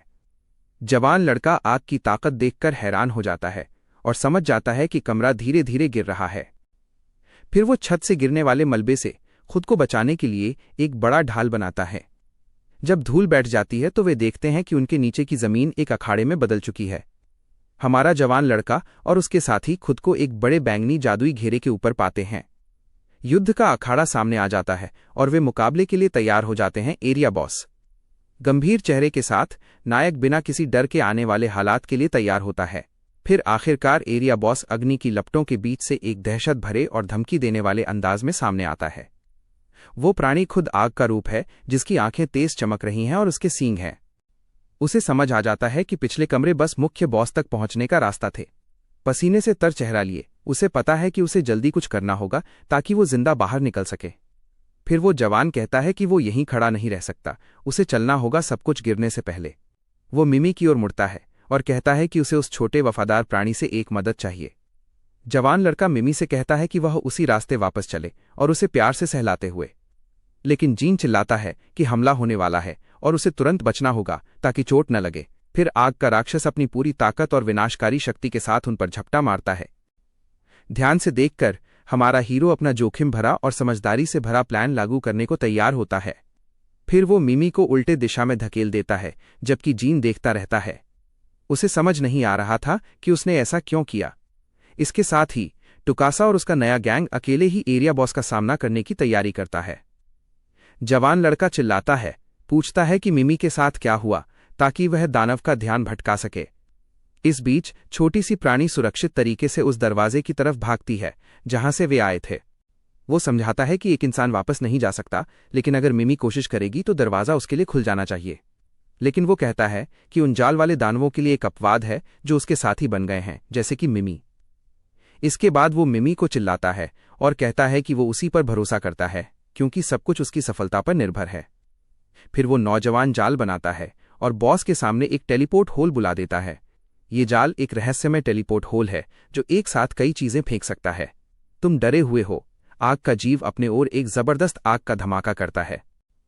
ये देखकर जीन जोर से चिल्लाता है कि उसके मालिक सावधान रहें क्योंकि दूसरी लहर हमला आने वाली है। फिर वो दानव अपने मुंह से एक भयानक आग की किरण छोड़ता है जो बहुत भारी ताकत से भरी होती है। नाइट फुर्ती से चलती है और अपनी तलवार से आते हुए आग के शोलों को काटती और रोकती है। अपनी सटीक हरकतों से वो अपने मालिक को दुश्मन के हमले से बचाने में कामयाब होती है। चेहरे पर मुस्कान लिए हमारा नौजवान जिना का धन्यवाद करता है उसकी मदद और लड़ाई में सुरक्षा के लिए। वो कहता है कि अब उसे बचने में मदद की जरूरत नहीं है और वो राक्षस के लिए चारा बनकर सेवा करता रहेगा। फिर वो उसे आदेश देता है कि बॉस की बाईं टांग पर हमला करे ताकि उसकी हरकतें हमेशा के लिए बंद हो जाएं। नाइट आदेश स्वीकार करती है और कसम खाती है कि वो करेगी अपना फर्ज पूरा करो, चाहे अपनी जान ही क्यों न लग जाए। इसके साथ ही वो जवान लड़का सोचता है कि अब बाकी सारी योजना पूरी तरह मिमी और उसके आदेशों पर निर्भर है। पहला आदेश था कि वो छोटी सी जीव वापस उसी रास्ते से चले जहां से आई थी और म्यूजियम से जितनी जल्दी हो सके बाहर निकल जाए। फिर उसे बिना किसी वजह रुके सीधे जंगल के बीच से दौड़ना था। उसका आखिरी मंजिल था उस घने और अंधेरे जंगल के दूसरी तरफ बड़ा सा झील। एक पक्के इरादे के साथ प्यारी प्राणी अपने मालिक के मिशन को पूरा करने की तैयारी करता है। बिना किसी हिचकिचाहट के छोटा सा राक्षस झपटता हुआ झील के ठंडे पानी में कूद जाता है ताकि हमला अंजाम दे सके।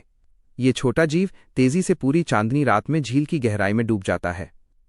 वहीं लड़ाई में एरिया बॉस गुस्से में दहाड़ता है क्योंकि जीन के हमलों से उसे चोट लग रही है।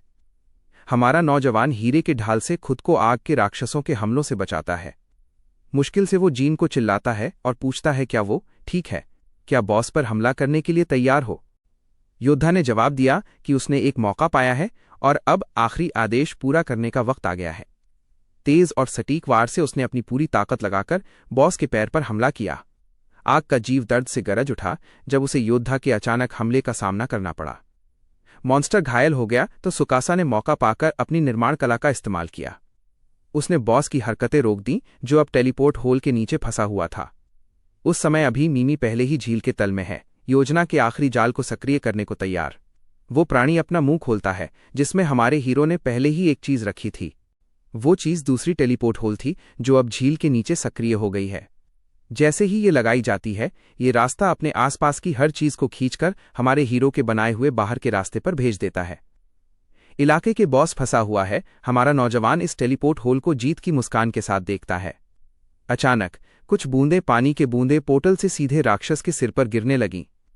आग वाला जीव ऊपर की तरफ देखने लगा, उलझन में था कि ये पानी कहाँ से आ रहा है।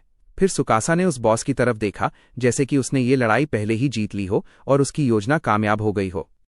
आग वाला राक्षस पानी गिरने से परेशान होने लगा और जोर जोर से गरजने लगा। अचानक झील का बहुत सारा पानी पोर्टल से जोरदार तरीके से बहने लगा। पानी का बहाव इतना तेज था कि इतना जोरदार कि ऐसा लग रहा था जैसे कोई झरना सीधे एरिया बॉस के ऊपर से गिर रहा हो। इसके साथ ही उस जीव की आग बुझने लगी और उसकी ताकत बहुत कम हो गई। पूरा मैदान जादुई द्वार से लगातार गिरते पानी से भरने लगा। पानी देख वो चिल्लाया, जेन, मेरे पीछे रहो ताकि बहाव में बह न जाओ। फिर वो जवान अपने जाल बनाने की कला का इस्तेमाल फिर से करता है ताकि वे खुद को बचा सकें। और तभी एक बड़ी पत्थर की दीवार उभर आई उनके सामने जमीन पर बैंगनी चमक के साथ। जेल की दीवार एक जाल है जो बाहर से किसी भी तरह की घुसपैठ को रोकता है। वो टेलीपोर्ट होल्स का इस्तेमाल करके अपनी पानी की यातना हमला की सफलता का जश्न मना रहा है। बॉस को हराने के लिए भारी मात्रा में पानी चाहिए था, जिसके लिए जादूगरों की एक फौज चाहिए थी। चूंकि वहां पानी बनाने का कोई तरीका नहीं था, इसलिए उसने जो हल निकाला वो था बाहर के झील का इस्तेमाल। इसके साथ पोर्टल झील का पानी खींचता है और उसे बॉस के ऊपर बनाए गए निकास से जोड़ देता है। आग का राक्षस दर्द से चिल्लाया जब पानी उसकी लपटों को बुझा रहा था और उसकी ताकत को कमजोर कर रहा था। वो जीव अपने हाथों से खुद को बचाने की कोशिश करता है, लेकिन पानी की ताकत उससे कहीं ज्यादा है और उसे दबा देती है। अचानक राक्षस के सीने पर एक लाल रोशनी का गोला उभरता है जो उसकी शक्ति का केंद्र दिखाता है। जेन जोर से अपने गुरु से कहती है कि यह दुश्मन का मुख्य केंद्र है और उसे इसे नष्ट करना होगा। हमारा जवान लड़का आखिरी बार फंदा बनाने की तैयारी करता है ताकि लड़ाई खत्म हो सके। तभी एक लंबा तलवार निकलती है जादू के घेरे से, बॉस को आखिरी वार करने को तैयार। फिनिशिंग लॉन्ग स्वॉर्ड एक हथियार है जो उन दुश्मनों को खत्म करने के लिए इस्तेमाल होता है जो लगभग मरने वाले होते हैं। तलवार सीधे मॉन्स्टर के मुख्य केंद्र को मारती है, जिससे भारी चमक और ऊर्जा का धमाका होता है। जीव का शरीर उसके केंद्र के नष्ट होते ही राख में बदलने लगता है। इलाके का बॉस पूरी तरह हार जाता है और पत्थर की दीवार पानी के साथ घुलकर खत्म हो जाती है। हमारा युवा अपने निर्माण कौशल का इस्तेमाल कर एक ऐसी चीज बुलाता है जो गहरे बैंगनी रंग की तेज चमक बिखेर रही होती है। वो फायर करता है, बैंगनी ऊर्जा की एक किरण जो आग के राक्षस के बचे हुए शरीर को चीरती है। उसी वक्त मिमी पानी के द्वार से निकलती है, प्यारे और उत्साहित अंदाज में चिल्लाते हुए। जेन अपनी साथी की तारीफ करता है और इलाके के बॉस को हराना आखिरकार सफल हो जाता है। मुस्कुराते हुए वो दोनों का धन्यवाद करता है, लेकिन अचानक राक्षस के अवशेषों में कुछ चमकने लगता है। छोटा जीव उसके गोद में कूदता है और वो उस रहस्यमय चमक को देखने के लिए पास आता है। एक जादुई ढके हुए खंजर की तरह उनके सामने जमीन से नीली चमक के साथ ताकत निकलती है। फिर उसका नया शिष्य अपने मास्टर से कहता है कि वो इस आइटम को स्वीकार करें, क्योंकि ये उस इलाके का छुपा हुआ खजाना है। हमारा नौजवान छुपा हुआ आइटम सुनकर हैरान होता है और हथियार को जिज्ञासा से देखता है। उसे पता चलता है कि ये एक बहुत ही दुर्लभ और मुश्किल से मिलने वाला आइटम है और वो इसे उठाने के लिए आगे बढ़ता है। नाइट बताता है कि ये हथियार झील के तल में था और पानी के बहाव के साथ पोर्टल से आया है। आइटम को हाथ में लेकर वो महसूस करता है और अब वो ज्यादा ताकतवर हो गया है और अपनी नई चीज से खुश है। वो नौजवान सोचता है कि एक छिपा हुआ आइटम झील की तली में छुपा होना कितना कमाल की बात है। हथियार का नाम दिखता है मिस्टिक लाइट ब्लेड, एक ऐसा आइटम जिसकी ताकत कोई नहीं जानता। वो कहता है कि ये खास हथियार लग रहा है और उसे इसके पावर खोजने में मजा आएगा। लेकिन अचानक जमीन फिर से जोर से हिलने लगती है, जिससे वहां सब लोग डर जाते हैं। हीरो घबराता है, लेकिन जेन उसे समझाती है कि घबराए नहीं, शांत रहो। वो शोर उस इलाके के बॉस को हराने के पूरा होने के साथ साथ होता है। इसके साथ ही एक रोशनी का रास्ता खुलता है जो डंगोन के अगले इलाके से बाहर निकलने का रास्ता दिखाता है। फिर वे वाटानी और कूवार्ड के बीच की सीमा पर पहुंचते हैं। एक मैनहोल से बाहर निकलते हुए हमारा नौजवान महसूस करता है कि अगर वो एक कदम और बढ़ाएगा तो वो पड़ोसी वार्ड में होगा और वो मैनहोल को घूरने लगता है। वो अब तक हुई सारी घटनाओं पर सोचने लगता है। तभी अचानक दूर से किसी ने उसकी ध्यान खींचा। कुछ आदमी आ रहे थे, उसे उनकी मौजूदगी देखकर झटका लगा। फिर उसने जीना से कहा छुपने को, क्योंकि अगर वे उसे राक्षसों के साथ देख लेंगे तो मुसीबत हो सकती है। इसके बाद वो लड़का मैनहोल से दूर हट गया और आने वाले लोगों का सामना करने की तैयारी करने लगा। उनमें से एक ने उसे अकेले घूमने के लिए डांटा और हमारा लड़का घबराकर सहमति में सिर हिलाता है। उसने उन्हें हंटर एसोसिएशन की रेस्क्यू टीम के रूप में पहचान लिया और उसे थोड़ी राहत मिली। लेकिन एक आदमी ने उसे रास्ता छोड़ने को कहा और वो बिना कोई सवाल किए मानने को तैयार हो गया। फिर भी लीडर उसे पहचानता है और पूछता है कि क्या वो एस रैंक हंटर निनोमिया है। मुस्कुराते हुए वो आदमी एक टैबलेट दिखाता है जिस पर उसकी तस्वीर होती है और कहता है कि उसकी ख्याति फैल चुकी है। हमारा हीरो सुनकर चौंक जाता है कि अकेले बॉस को हराने की उसकी अफवाह पहले ही फैल चुकी है। उसे वो लड़ाई याद आती है और वो सोचता है कि उसने बड़ा धमाल मचाया था, तो अफवाहें फैलना कोई अजीब बात नहीं। फिर वो आदमी उसे अपनी स्क्वाड में शामिल होने और अब से साथ मिलकर काम करने का न्योता देता है। कहता है कि अपनी पदवी का इस्तेमाल करके वो अपना हंटर पूरा कर सकता है। वो वहीं रजिस्ट्रेशन करता है और उसे देखता है। हमारा नौजवान समझ जाता है कि ये एक आधिकारिक शिकारी भर्ती है, उसका लंबे समय से सपना। लेकिन सबकी हैरानी की बात यह है कि नौजवान गंभीर चेहरे के साथ ऑफर ठुकरा देता है। स्क्वाड लीडर इस जवाब से चौंक जाता है और पूछता है कि क्या वो अकेले काम करना चाहता है। नौजवान आदरपूर्वक झुकता है और आदमी समझ जाता है कि मना करने की उसकी अपनी वजहें हैं। फिर वो कहता है कि अगर नौजवान अकेले काम करना चाहता है तो ठीक है, लेकिन उससे अनुरोध करता है कि वो ध्यान रखना। उस आदमी ने उसे पड़ोसी इवातानी वार्ड में हो रहे अवैध शिकारियों के बारे में चेतावनी दी। सुकासा को वे डाकू याद आ गए जो उस पर हमला कर चुके थे और उसने सोचा कि उस आदमी की चिंता सही लगती है। उसने ये नतीजा निकाला कि अगर एसोसिएशन उनसे सावधान कर रही है तो जरूर वहां और भी खतरनाक शिकारी होंगे। शिकारी चले जाने के बाद उसने जेन को मैनहोल से बाहर आने को कहा ताकि वे अपनी यात्रा